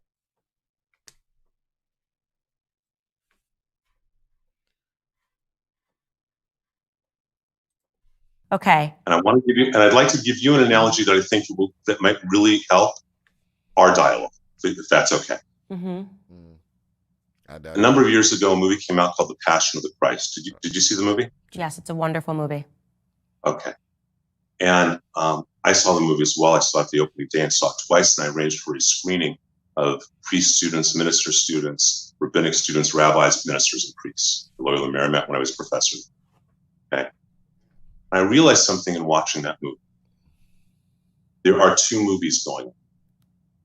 If you accept Jesus as your Savior, then that movie is so brilliant and so painful about his suffering that it transcends everything else, and that's all you see. And I think you just said it was a brilliant movie, and as many of my friends did at Loyola, etc. I think it was a brilliant movie too as well. If you don't accept Jesus as your Savior, you're not so emotionally attached to all the suffering that Gibson portrays so well. And so what you do notice, as an example, are all the anti-Semitic things. So I had a discussion with a woman who's the senior vice president of Loyola when the movie came out. She said, "Rabbi, there's no anti-Semitism." I said, "Actually, I'll give you an example of one scene. There's a scene of little Jewish kids who chase Judas, and they morph into demons. And they're wearing modern 20th century yarmulkes, and they have classic Jewish stereotypical faces, and they morph into demons. And with modern yarmulkes, it's that trope of Jews as demons." And Lainey said to me, "I don't remember that scene." And I realized in that moment, she was so emotionally involved in the suffering of Jesus, she didn't notice the anti-Semitism. But both are true in the movie. Okay, so let's run with this logic, right? She was so emotionally involved with the movie that she wasn't aware of the anti-Semitism in said movie.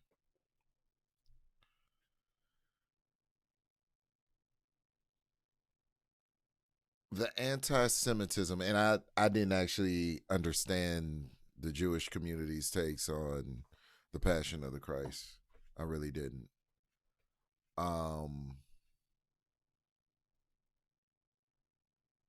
And the main reason why is because one of the epithets of Jesus Christ is that he was King of the Jews.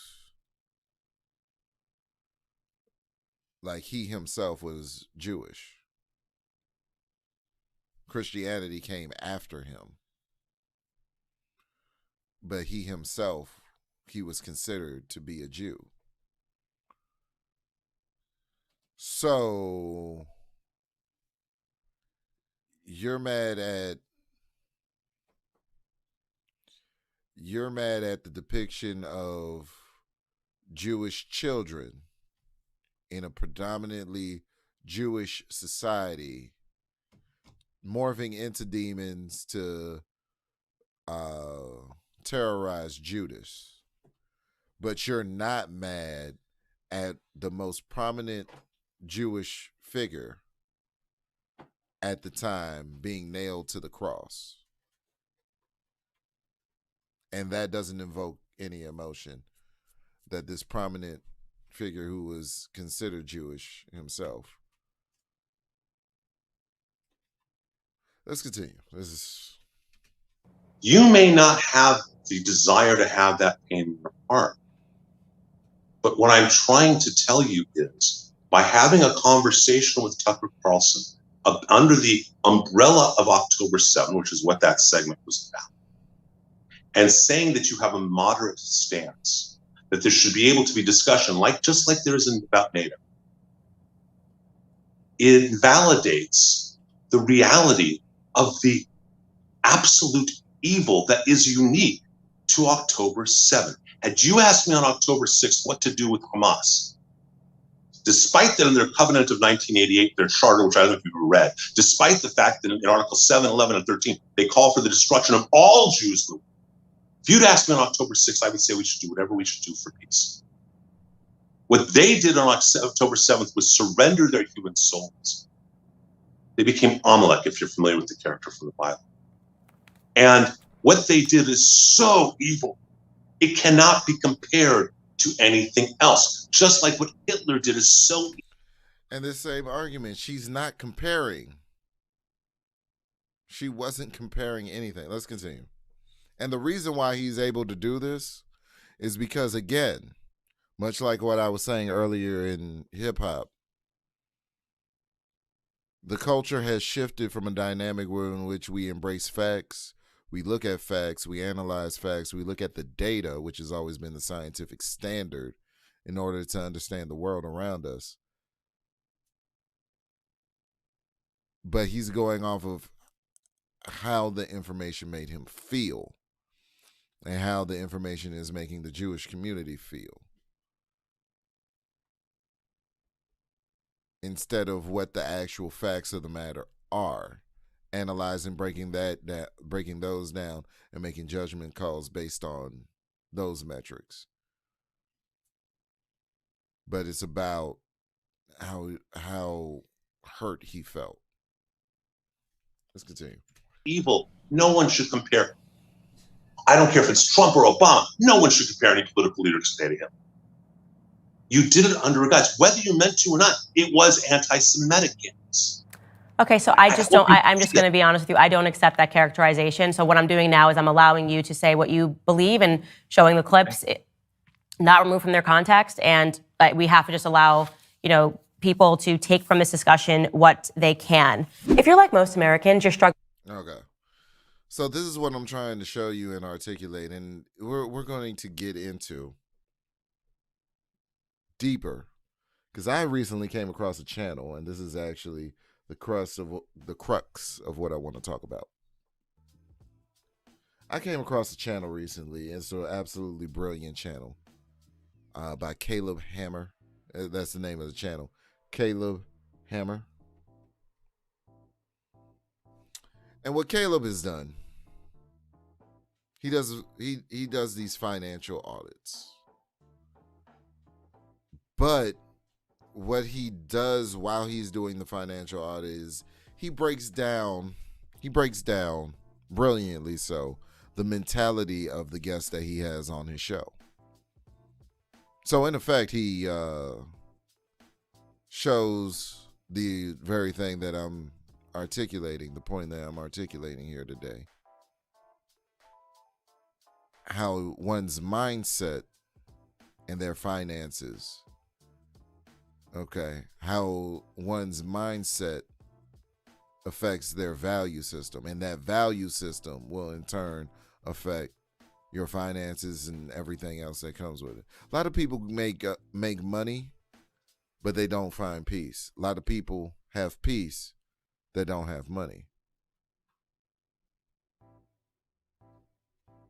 Well, no. A lot of people, excuse me, I messed that up. A lot of people may have money, but they don't know peace. Few people have peace and forego money and forego finances. I think life's about balance, because I am not trying to be broke anytime soon. I'm trying to stack it all up to the ceiling and beyond. But what needs to happen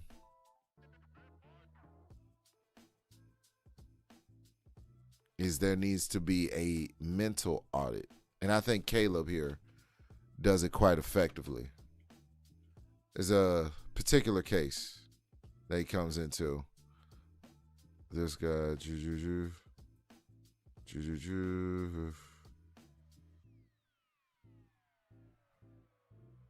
we're gonna go, let's see how much time. It's 2 a.m. We're gonna go about 20 minutes. We're gonna rock out with Caleb for 20 minutes. Let me get over to it. Let's get over to him. We're going to rock out for 20 minutes, right? We're going to rock out for 20 minutes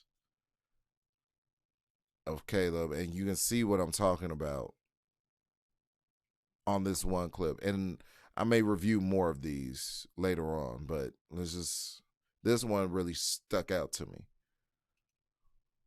This is just real world. So. This is real world. This isn't trying to sprinkle little rainbows. This is just the real world. Maybe if you accepted the real world at any point in your life, you wouldn't be in this situation. And I do, but if I did as hard as you want me to, I wouldn't be here. Hey, just Devon here. I'm 29 years old. I'm in Austin, Texas right now. Can I say that? Can I say I'm in Austin, Texas? Mm-hmm. Okay. Yeah, and this is financial audit. And this is okay. So what do you do for a Code. living here in Austin, Texas? I'm a teacher. He's a teacher. Keep that in mind. Please keep that in mind. Keep that in mind. Remember when I was talking about the literacy rates? Remember when I was talking about how kids are having problems in school? This man is a teacher of children. Let's continue. Teacher, what do you teach? Yeah, I teach children with That's autism and disabilities. I'm a behavioral therapist, basically. Wow, Yeah. very cool. Good. Well, how much are you making in this Behavioral position? therapist. Hopefully being rewarded with a decent Not amount. enough. All right. Yep. How much? 1850 right now. How many hours a week are you working? 40. Very cool. Now, I know that you're also in the content creation space, and you Listen, Caleb is breaking down metrics. He's talking about facts. He's seeing, okay, so you're a teacher. How much are you making? Da, da, da. This is how he does this every single financial audit. Every single financial audit, he goes the exact same steps. The exact same steps, breaks it down. I just want to give that context because I don't want anybody mischaracterizing this man and saying, oh, he's doing this because he's one skin color and his guest is a different skin color. He's had white guests. He's had women on. He's had people of multiple different backgrounds, ethnicities, different groups. But the results tend to be the same. Let's continue. Well, the outcomes of his guests tend to be about the same. do Twitch. Yeah, I stream. I do YouTube a little bit, but mainly Twitch. Mainly How many streaming. followers do you have on Twitch? On Twitch? We just hit 4,000. Yeah. Really? Yeah, we just hit Are you part of 4,000. the whatever they call it over there, fund creator thing? No, I'm not. I'm just by myself. Only team I'm part about is Neat Dude. Pretty much, that's the only team I'm on. On a team. Yeah, that's pretty much it. Okay, how much do you bring in from Twitch, also on a monthly basis? About $100, 150-ish. How many yeah. hours a week are you putting into that? I would say maybe. Let's see. I stream like 4 hours, Mondays, Wednesdays, Fridays. Each? Yeah. About 4 or 5 hours. I don't stream super long. Man. I'm not putting a lot of time into Oh, it. it sucks. Yeah. This Twitch kind of sucks, but it's just like $100. You'd think with 3,000 followers, I'd like to see a bit more than 100 a month. But Yeah, that's fine. absolutely. What's your average concurrent viewers? Right now it's like 16. Yeah. Oh, well, that would be why. Yeah. Why is it so low? Just probably not putting out enough content, not You streaming. stream 3 as- hours a week. Yeah, but Or not three streaming days a as week. as consistent as I should. There's a lot. you skip to days it. here and there? Yeah, I skip days here and there. Okay, well, you can't do that, unfortunately, on that yeah, platform. yeah. And YouTube, how much do you make? Nothing. Nothing at all. Oh, how many subscribers do you have? 69. Sick. Okay. All right. So about 3,189 from the day job on a monthly basis. Some weeks are going to be longer, or some months are going to be longer. Some months are going to be shorter. Mhm. That is what it is on average. And then plus $100 from Twitch. Yeah. Okay. So what is your life? What does your life look like financially? I know there was just a lot going on, but just give us. He wants to understand what his life looks like from the perspective of what is it that you do, what are your spending habits, what is it that you tend to do with your money. Like, what do you do outside of just work, go to the job, and Twitch, like you said? Because it's usually, the thing is that what usually ends up happening is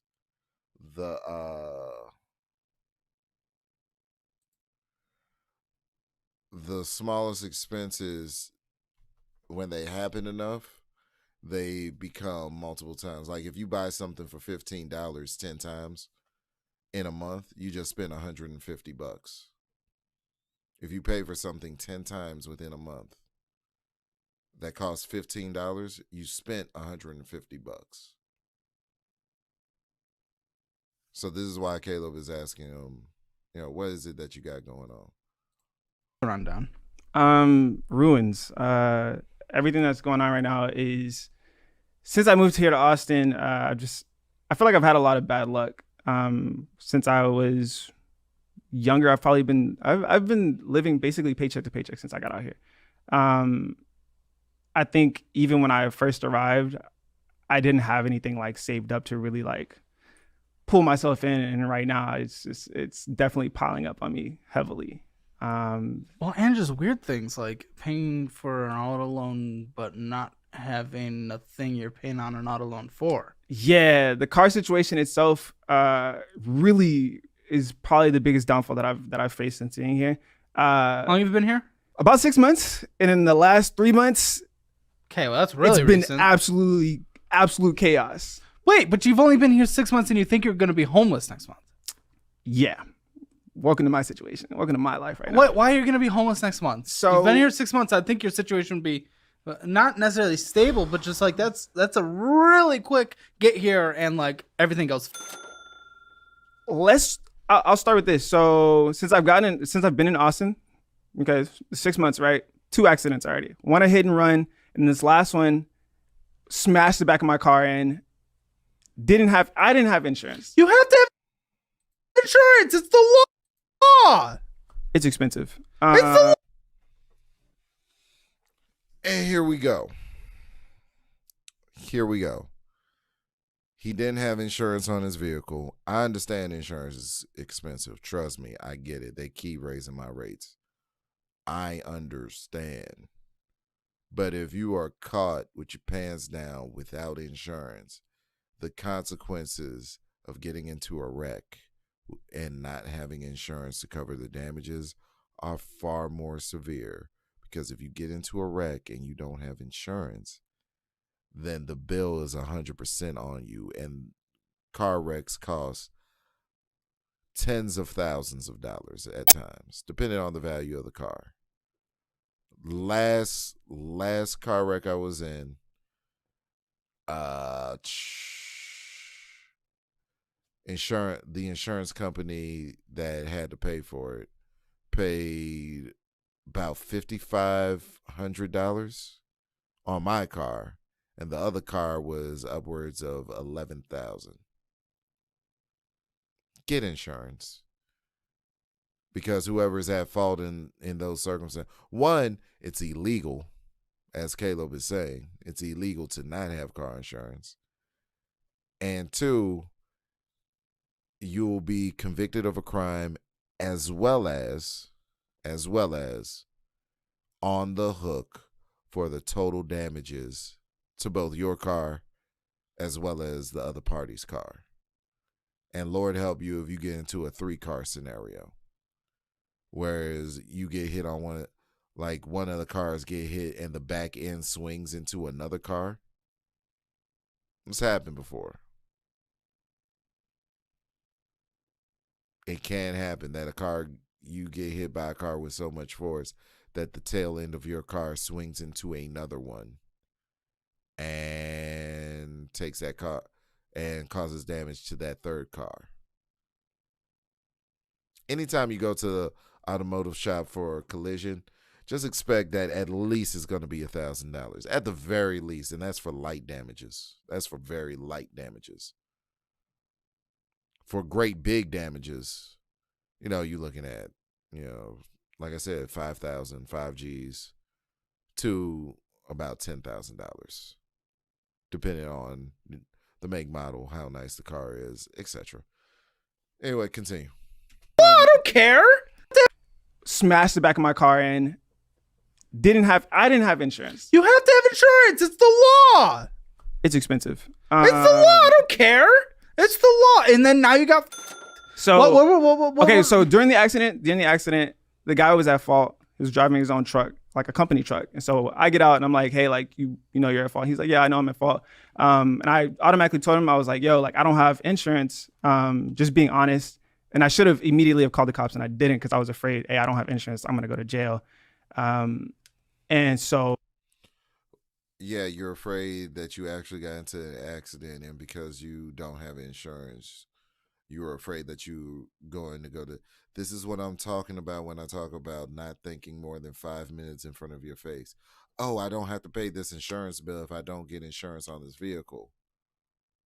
But if I get into an auto accident, I don't have insurance. Now I'm going to go to jail, so I can't call the police in case of an accident because I feel the consequences of a decision that I made. On top of that, now there's no third party mediator, so now it's just he said, she said when it comes to the auto accident claim. How do you think that's going to go for the person that doesn't have insurance versus the person that does? That insurance company isn't going to want to pay it out. Immediately, I was like, okay, let me just tell him the truth and let him know what the situation is. And he was like, okay, cool. I have insurance. I'll find it under my insurance, and we'll get it settled. We'll get you situated and figured out. My car again smashed into the back, but I was still able to drive it, so I just drove it back to my house. And just left it there. But it's smashed in the back. The tail lights don't work. When was this? This was in, I believe, October-ish, if I'm not That was mistaken. a long time ago. Okay. Yeah, no, I haven't had my car for quite some time. I don't want people knowing about. So he hasn't had his car for quite some time. If he would have had insurance, he would have had his car back because he said it was still in drivable condition. So it wasn't like the number one thing that I find actually takes away from that actually totals out a car is if there's any damage to core components, transmission, engine, and if there's any wheel damage, quote unquote wheel damage. Wheel damage is an instant killer because if like the axle is bent, then they're gonna total out your car, bro.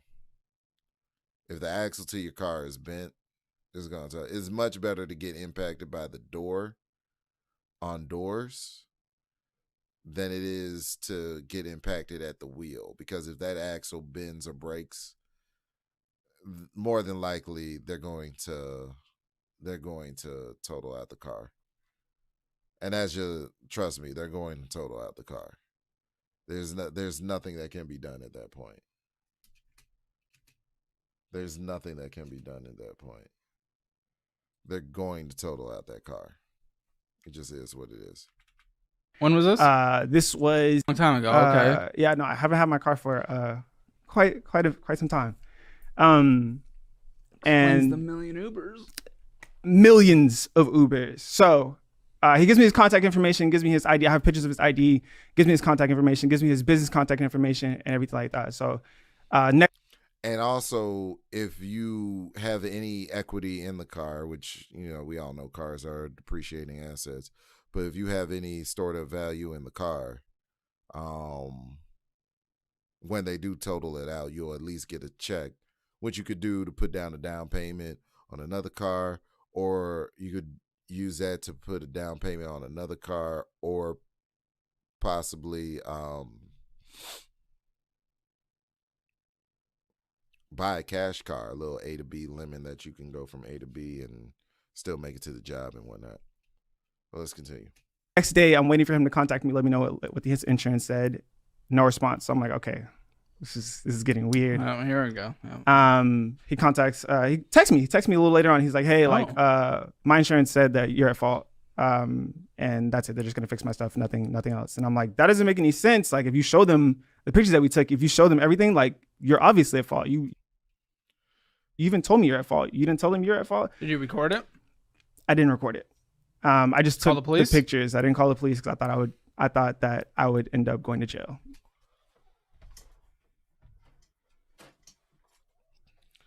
And so you're out of a car because you were afraid to go to jail, because you didn't want to pay the $200 or whatever a month it was in order to get insurance on the car in the first place.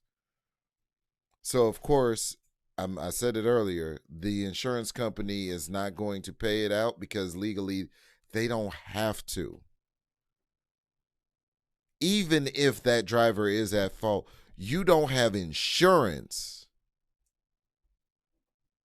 The consequences are far more severe for you than it is for them. You have no way to fight back. Your insurance company isn't going to fight on your behalf because you don't have one. And also, they figure, oh, damn, if he's too broke to get insurance, then he's definitely too broke to get a lawyer. It's chess, not checkers.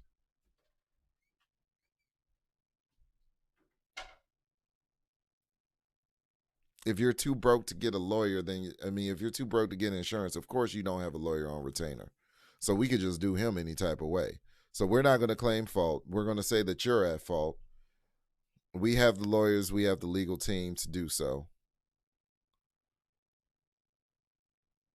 And so your car is not going to be repaired because you weren't even adhering to the rules of the game in the first place. I have a bad experience with police, so it was a bad call on my end.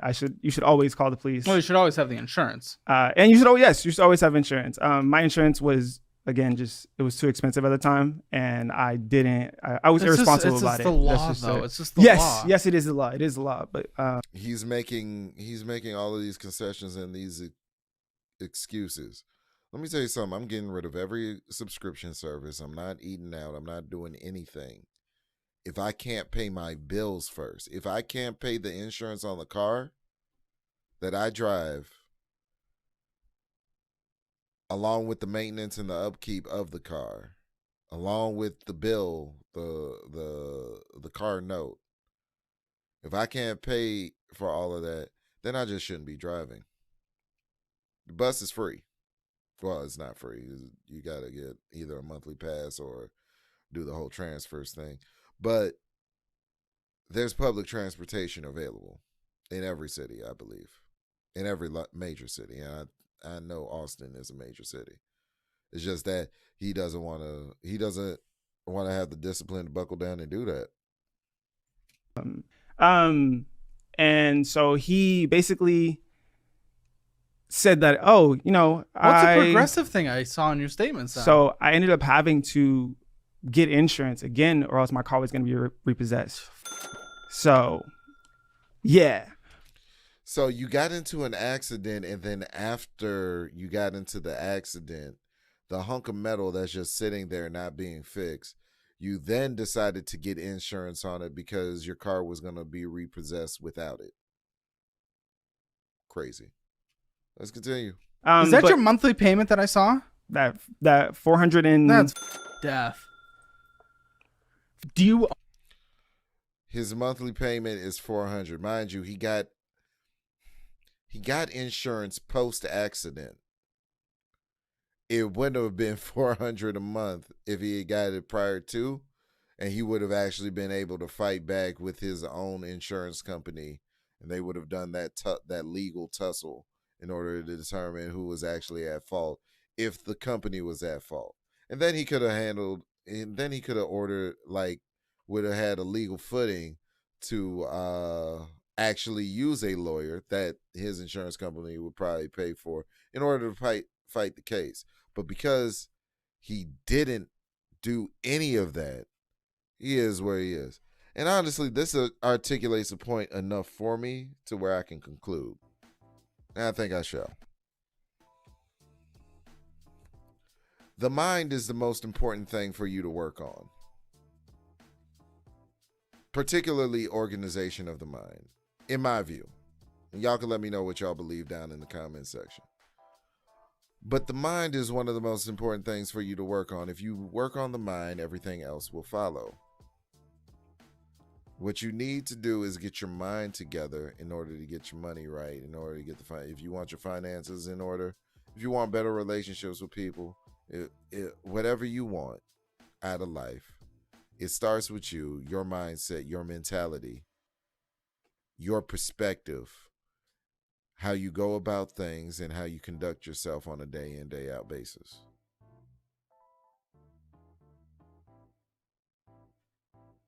This man that we saw here was a teacher. A teacher. Behavioral therapist, I believe, was his specific title, but he deals with children on a day in, day out basis. It's his job.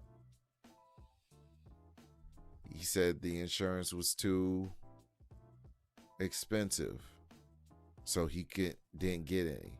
Highly irresponsible. And those little irresponsible things, they come out in other ways. He probably imparts that type of philosophy onto kids.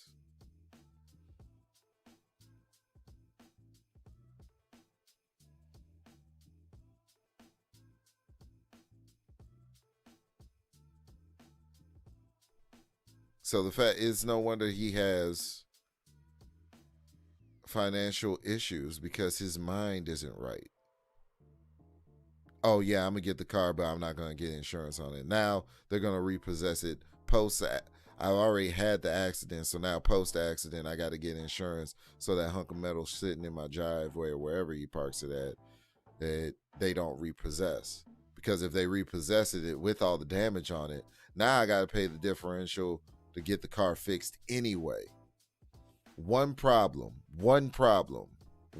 that he decided not to do, get insurance, absolutely cost him so much more money in the long run. Which if he had the insurance pre-accident, he might have had a different outcome.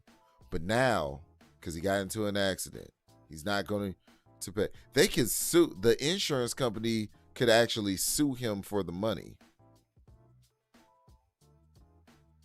But they figure, you know what, you're too broke. You were too broke to get insurance, so we're not going to be able to get anything out of you.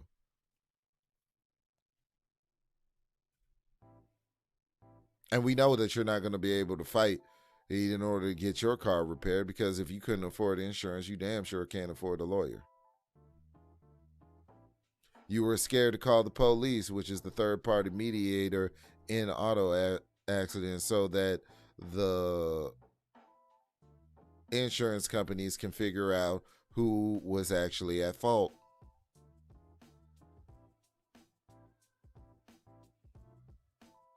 But because you didn't have insurance, you feared going to jail more.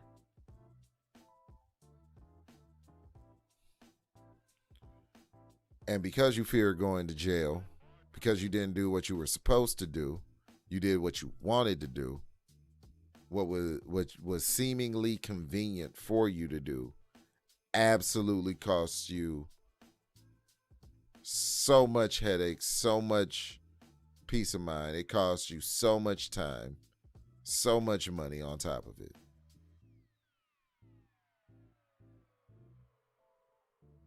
Think more than 5 moves ahead. Think more than 5 minutes in front of your face.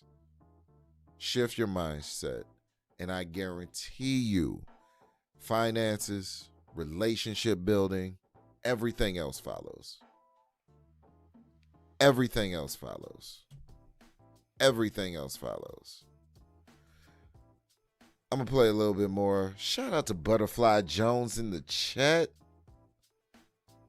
What up, Butterfly Jones? I'm sorry I'm rocking so late or early, depending on how you look at it.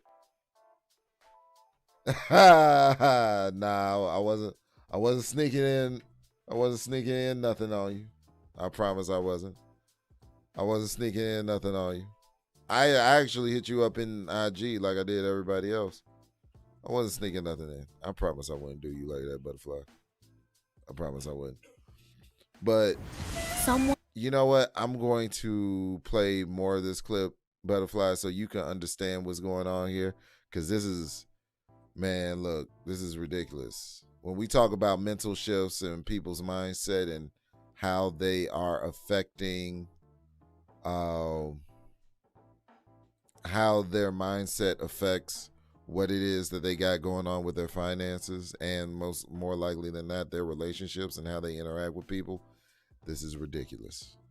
It is absolutely ridiculous. Let's go. I was about to end it, but for you, I'm gonna keep it running for like another 5 minutes, because you.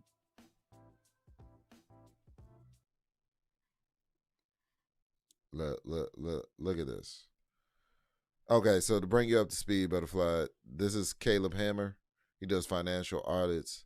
But what I really like about his show, about his content, is that you actually get to see the mindset of the people that he's dealing with and that he's performing, that he's conducting these audits for.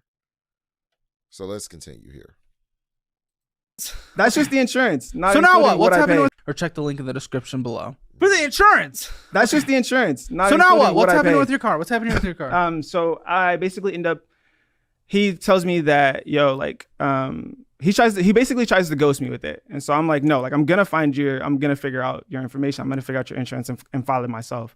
So I go and I file a police report, and I finally figure out his insurance. He has Geico. I call Geico and I'm saying, hey, I filed my situation. They're like, hey, he doesn't have Geico. So I'm like, okay, that doesn't make any sense. So I text him. I'm like, I know you don't have Geico.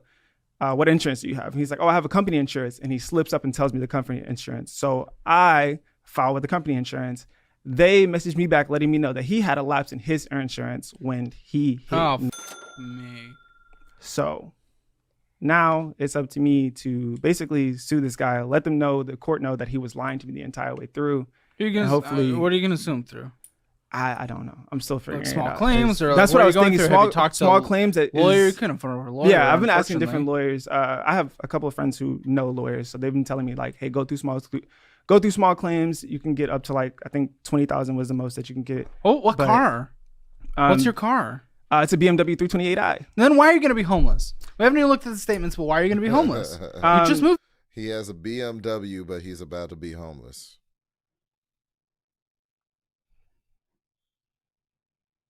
He has a BMW, but he's about to be homeless. Here.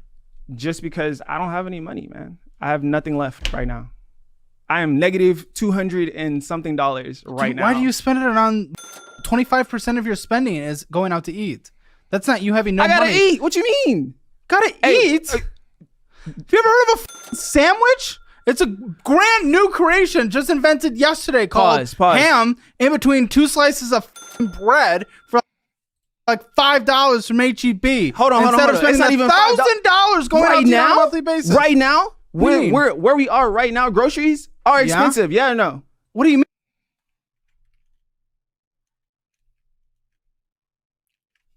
Hold on, I keep forgetting I got new buttons and shit. No, I'm gonna let it keep riding. Hold on.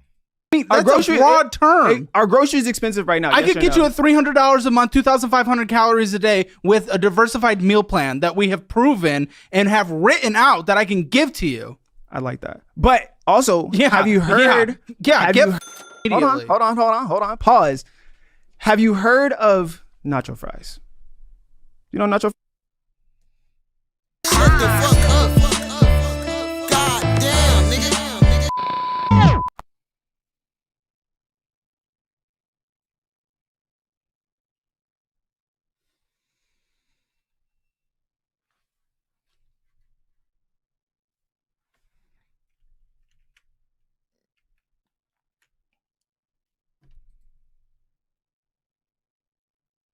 He's about to be homeless, but his primary concern is nacho fries. Look at the face he's making. Like, this is ridiculous. Fries are? Fries with nachos. No. Nacho fries from Taco Bell? I've had them once. They've kept me alive, man. That's like. Boy, what the fuck is you talking about? What the fuck is you talking about?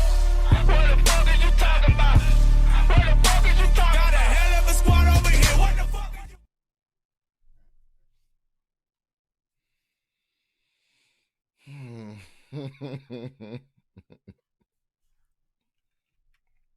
Listen, I could be wrong. I could be wrong. Oh. I could be wrong. I could be wrong. Jones, let me know if I'm wrong. But nacho fries does not sustain one's nutrition. Like you do not stay alive with nacho fries. It's almost like I get food from DoorDash or anything like that. It's normally because like, yo, like this is something that I know I'm gonna actually enjoy.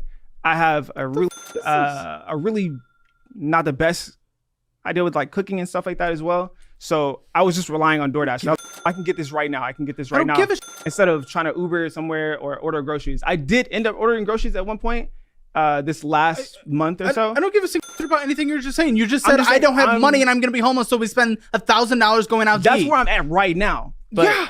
literally before I got here, I did make the conscious choice to actually get groceries. Doesn't matter. Whatever you're doing I right now is definitely- what matters. Exactly. Right now, the last thing I did was get groceries. I had to do DoorDash now because I couldn't even afford to literally go and get groceries.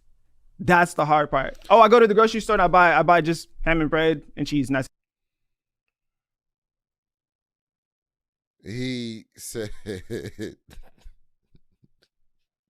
wait, the man said he does DoorDash because he can't afford groceries. Did I hear it wrong? I might have heard it wrong. I might have. literally before I got here, I did make the conscious choice to actually get groceries. Doesn't matter. Whatever you're doing right now is what matters. Exactly. Right now, the last thing I did was get groceries. I had to do DoorDash now because I couldn't even afford to literally go and get groceries. Shut the fuck up. God damn, nigga. That's the hard part. Oh, I go to the grocery store and I buy just ham and bread and cheese, and that's it. And I come back and I just eat sandwich. Exactly, Butterfly Jones. You don't stay full. You don't stay full. You're going to need to eat tomorrow. That's the point of buying groceries. You need food tomorrow. You need to eat something tomorrow. If you don't feel like cooking, that would have been more acceptable. If you said, look, I don't feel like doing all the cooking. I don't really have time to do all the cooking, X, Y, Z. That would have been far more. It still would have been stupid as hell, but it would have been far more plausible. It would have been far more plausible for him to say, look, man, with the hours on work, he doesn't work that many hours, but with my schedule and when I can't find time to meal prep or cook. And then they could have worked and built from there. But for him to say it costs more to go to the grocery store than it does to DoorDash, I don't think. And he's a teacher, clearly not a math teacher. Clearly not a math teacher.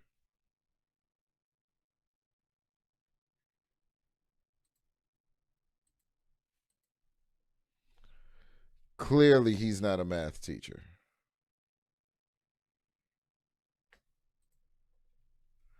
Let's continue though.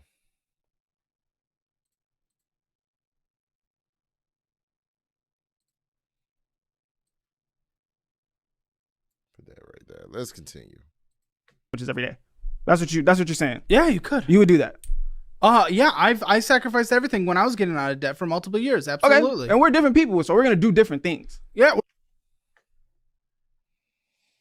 Okay, he got one more time to bullshit, and then I'm gonna just hang it up.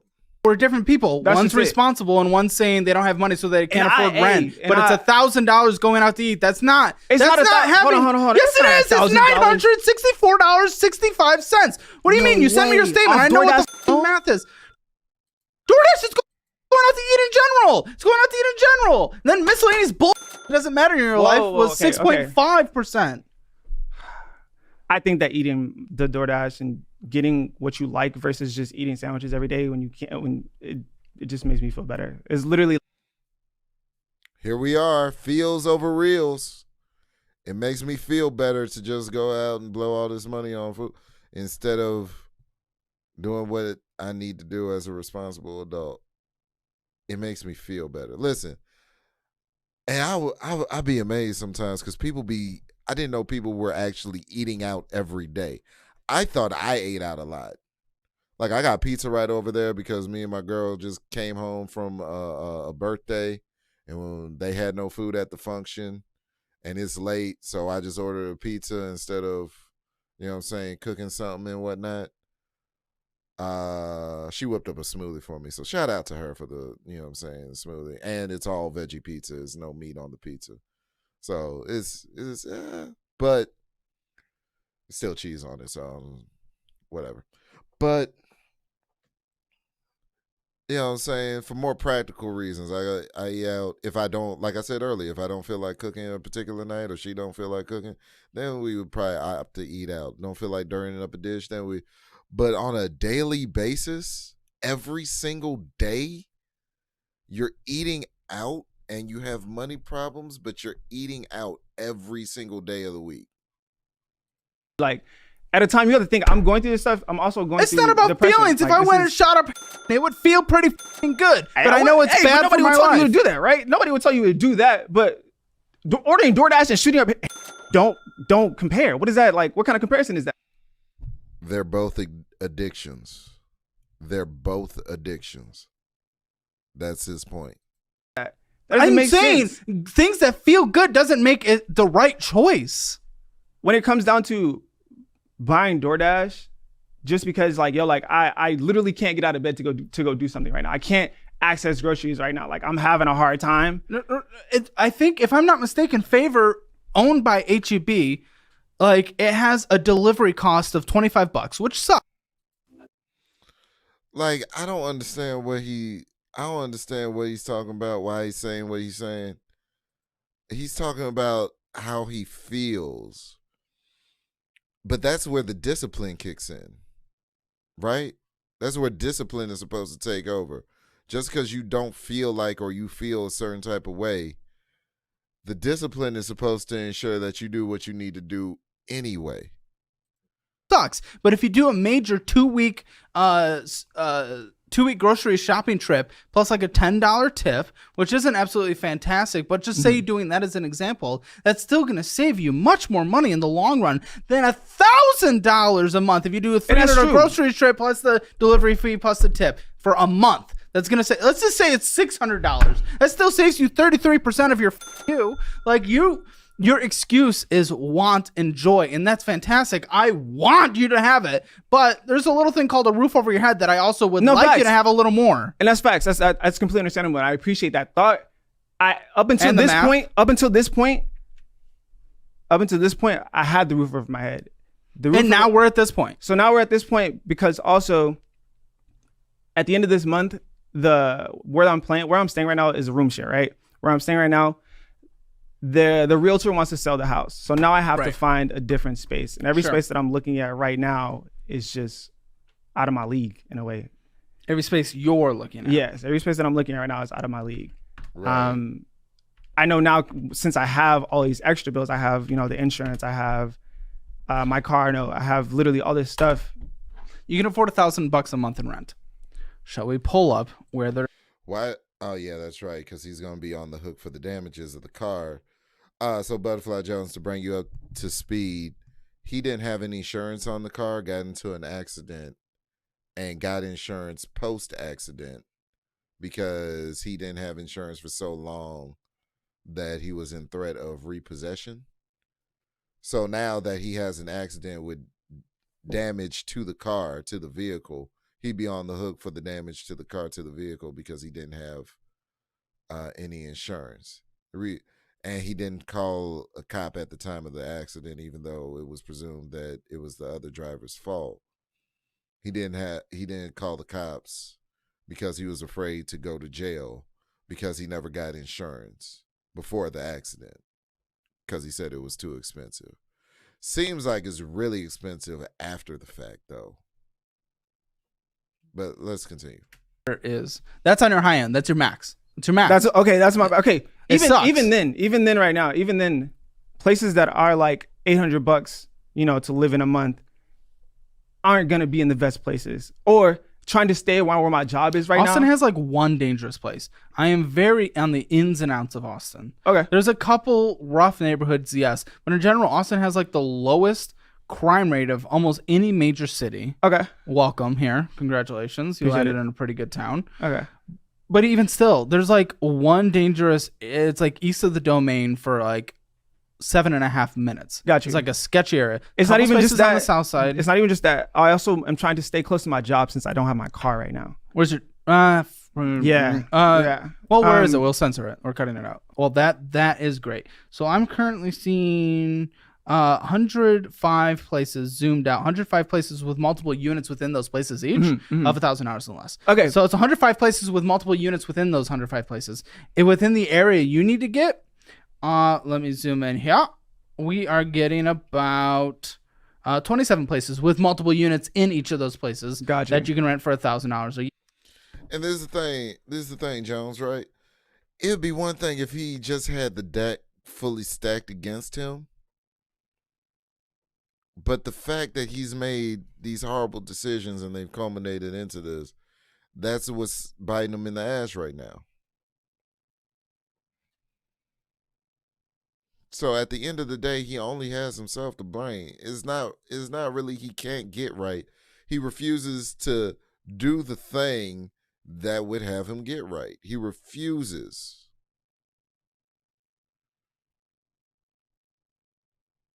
He outright refuses to take any accountability for himself in order to do the thing that he needs to do that would be more beneficial for him for the long term. Less. And a lot of these I know to be in quite decent and or some actually nice areas. Okay. There's a couple that are not. And so that's this cool. is you're right. The places, I'll let you talk in a second. Sorry, Okay, I know go for I it. talk No, a lot. And my apologies for interrupting. Go for it. This is the statement you said was correct. For the places I'm looking, I haven't been able to find it. You're not looking at the places you can afford. I'm not even looking at $1,000 as my cap because I didn't know that. I didn't know. I've never It known how to stretches like you. budget and stuff like that. So I'm actively trying to learn that right now. That's about 30%. Well, Okay. no, you're going to go through our budgeting program because you're a guest on the show. So we're going to send you that. Whether or not you take it is up to you. But Oh, you're I'm gonna go taking through it. Oh, it's coming with me. But I'm leaving here with something. Okay. Yeah, no, and actually a lot more. But we'll tell you that afterwards. But yeah. I think so. I was looking at $800. That's what I thought that I could afford as far as rent goes That'd be much more comfortable. by myself. Because I want to be able to save. It's really. Can I give you a hint on saving? Yeah, for sure. Spoiler alert: $1,000 on DoorDash doesn't save money on $3,000 a month. It's pretty funny, I know. Again, the DoorDash situation is. I love to eat. I like to eat food that yes, Dude, it is a feeling. What are you looking at? It's right a feeling. Well, then you should be able to understand, like, yo, like, when it comes down to when you're okay, say you're depressed, Yeah. because depression is something that I fight with constantly. Yeah. Sure. Manic depression is something that Because you're not disciplined. You're fighting depression because you have no discipline about you. Most disciplined individuals I know, they don't have depression like that.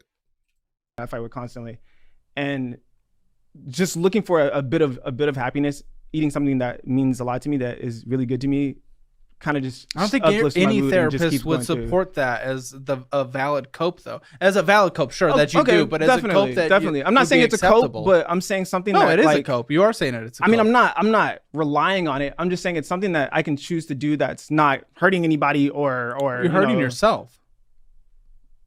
Financially, yes. Financially, Well, yes. yeah. But I'm saying, like, I'm not only eating. I mean, I'm active. I skateboard. I literally go outside and I skate. I walk. Congratulations, and then you I'm spend a active. third of your income on DoorDash. But I also do things that I try to, like, I'm always like, yo, like, I'm gonna try and make it up by doing this, by whether it's like doing small gigs on Craigslist or You wouldn't be going homeless if that was the case. the reason I'm going homeless is because I'm not sure how to handle my money well. That's the Shut the fuck up. God damn, nigga. He's really not getting it. I've seen people that are resistant to information. I've seen people that are resistant to information, but he really just doesn't get it. Like, at all. Like, at all. He doesn't understand at all. the reason. The Yeah, DoorDash because thing. you spend $1,000 a month on DoorDash. You But if- can't handle your money well. if that was the case that that the Like, it is the case. This is what I talk about when we talk about these situations where we tell people information that could actually be beneficial to them. but because it goes against their pre-existing beliefs and how they feel, they just have to, for some reason, fight back and buck against it. DoorDash thing was month on DoorDash. You But if- can't handle your money well. if that was the case that that the DoorDash thing was the major reason, then I would already be homeless. His face. If that was the case that that the DoorDash thing was the major reason, then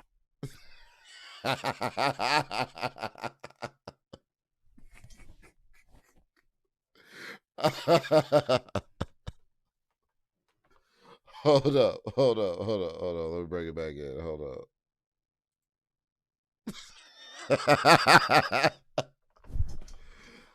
Oh, his face. His face is priceless. What he's like, why don't you just if that was the case that that the DoorDash thing was the major reason, then I would He's looking like, nigga, that is the major reason. I'm telling you, you're spending a third of your income on DoorDash and you're about to go homeless. Maybe if you cut out DoorDash, you probably won't go homeless. It might be a part of the equation. I don't know. I'm just a finance guy. I have a show. It's called Financial Audit. I do this with a lot of people in your situation. Like, Jesus. already be homeless. No, what's your current rent situation? My current rent situation is I'm paying $700 for a room. That's why you're not homeless, because you're drastically under the Austin market. Got you. Okay. Well, I thought that I thought I was handling it well by just He's paying $700 for a room, not an entire apartment, mind you, a room. He's probably not drastically under the market. He's still subject to whatever the house rules are because he doesn't have his own residence. So he's only paying for a room.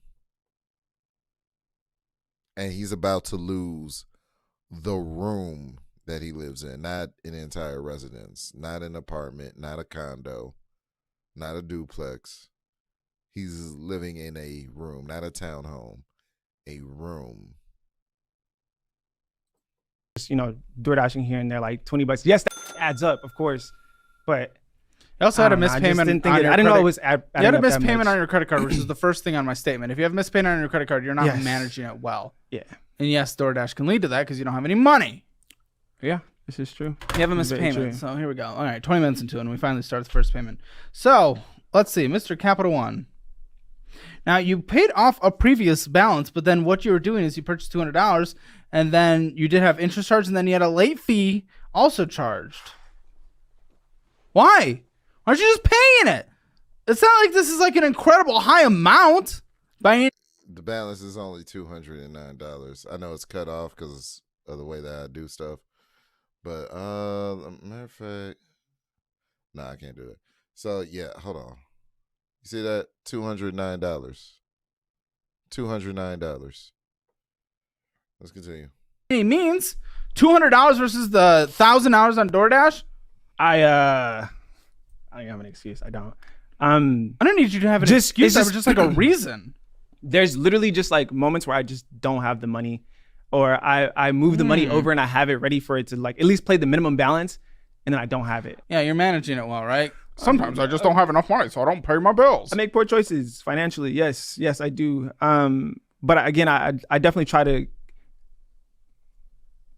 try to make up for it by literally trying to bring in money by doing different things. Like I said, Yeah, but that never works for anyone, because if people don't learn their money management skills, then they go make $100,000 a year from 30. They just inflate themselves beyond that extra income that they start bringing in. That's what everyone does. You're just going and making the money is not your primary issue. It's how you're managing the money that you have is your critical issue. I constantly feel like I don't have money though. That's the thing Yeah, about it. because you're not managing it. That's how it works. Feeling is a feeling. Well, I feel math like- is okay. math, and the math is you're not knowing how to do the math. And that's okay. No, I'll that's- teach that's you, valid. but it's not a feeling. $29.28 minimum monthly payment. Oh, here we go. DoorDash. Not so DoorDash. He said nacho fries. Like, that is a reasonable reason. If I said, yo, bro, I need, like, can you lend me $1,000? I need a rack to get through the month. And then you ask me, well, why is it that you can't? Bro, these nacho fries, though, I gotta get them. You don't understand my nacho fry struggle. I need it. The order of necessity is clothing, water, and nacho fries. That's what I need. I need nacho fries, yo. Like, what are we doing? $29.28 minimum monthly payment.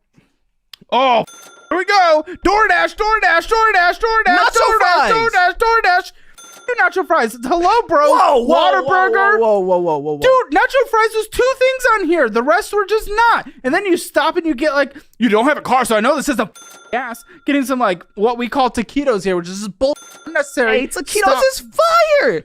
I'm literally, you know that I'm feeling things, right? So I'm getting things. Yeah, you're feeling the fire come out of your ass after eating Taco Bell. Hold on. I'm healthy. I'm feeling healthy. things. You know what I'm saying? I'm feeling things. I'm feeling.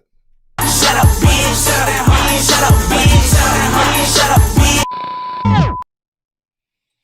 I eat, you know what I'm saying, and I poop just fine. Don't talk about my like that. It's not cool. And with that, I gotta wrap this up. I'm beating this dead horse at this point. I'm beating this dead horse. I'm beating a dead horse here.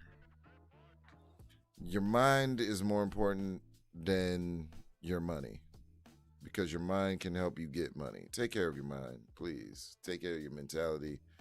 Instill stuff. I thought I was tired before I did this. I am far more mentally exhausted from watching this, from breaking down this concept.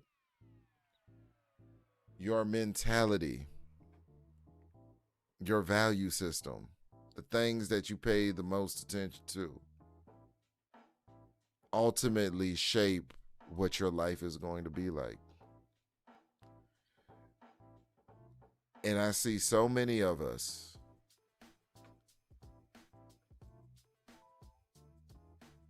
just give so much of our time, energy, and attention to things that ultimately do not serve nor benefit us. And it's honestly sad. It's honestly sad when I look at this, what's going on in the world. So many people want to blame something else other than themselves. The first thing I do is look in the mirror. The first thing I do is look in the mirror whenever I have a problem. Because that's the person that's the number one person that's going to help me every single time. Nobody else is required to help you through your bullshit. Get it together. Get your mind right. And then the money, the relationships, everything that you want in this life will follow. Wary observations, righteous discussions, unite people. It's the Word Up Podcast. I've been your host, OMNIETC, Omni, etc. Listen, get with me in the comment section. Replay gang, whole nine. Listen, get with me in the comment section. I really want to know what your take is on everything that I presented today. Do you think that literacy is important? Do you think it's not important? We can have the discussion. Do you believe that your mentality is not important in how you use your time and spend your energy and your resources? And do you invest more in feelings, or are you factual based? Is it facts over feelings for you? Is it feels over reals for you? Or do you need to have a mindset shift in order to level up? Let me know below. Butterfly Jones, appreciate you coming through. No, this one's late. I was trying to do, I will do the next one next week earlier. I think I'm going to do the next one at 7 o'clock instead. I've just been testing out times on Saturday because Saturday is the time where I have the most time to do anything. Yeah. Peace, love, health, wealth to you all. And we are out.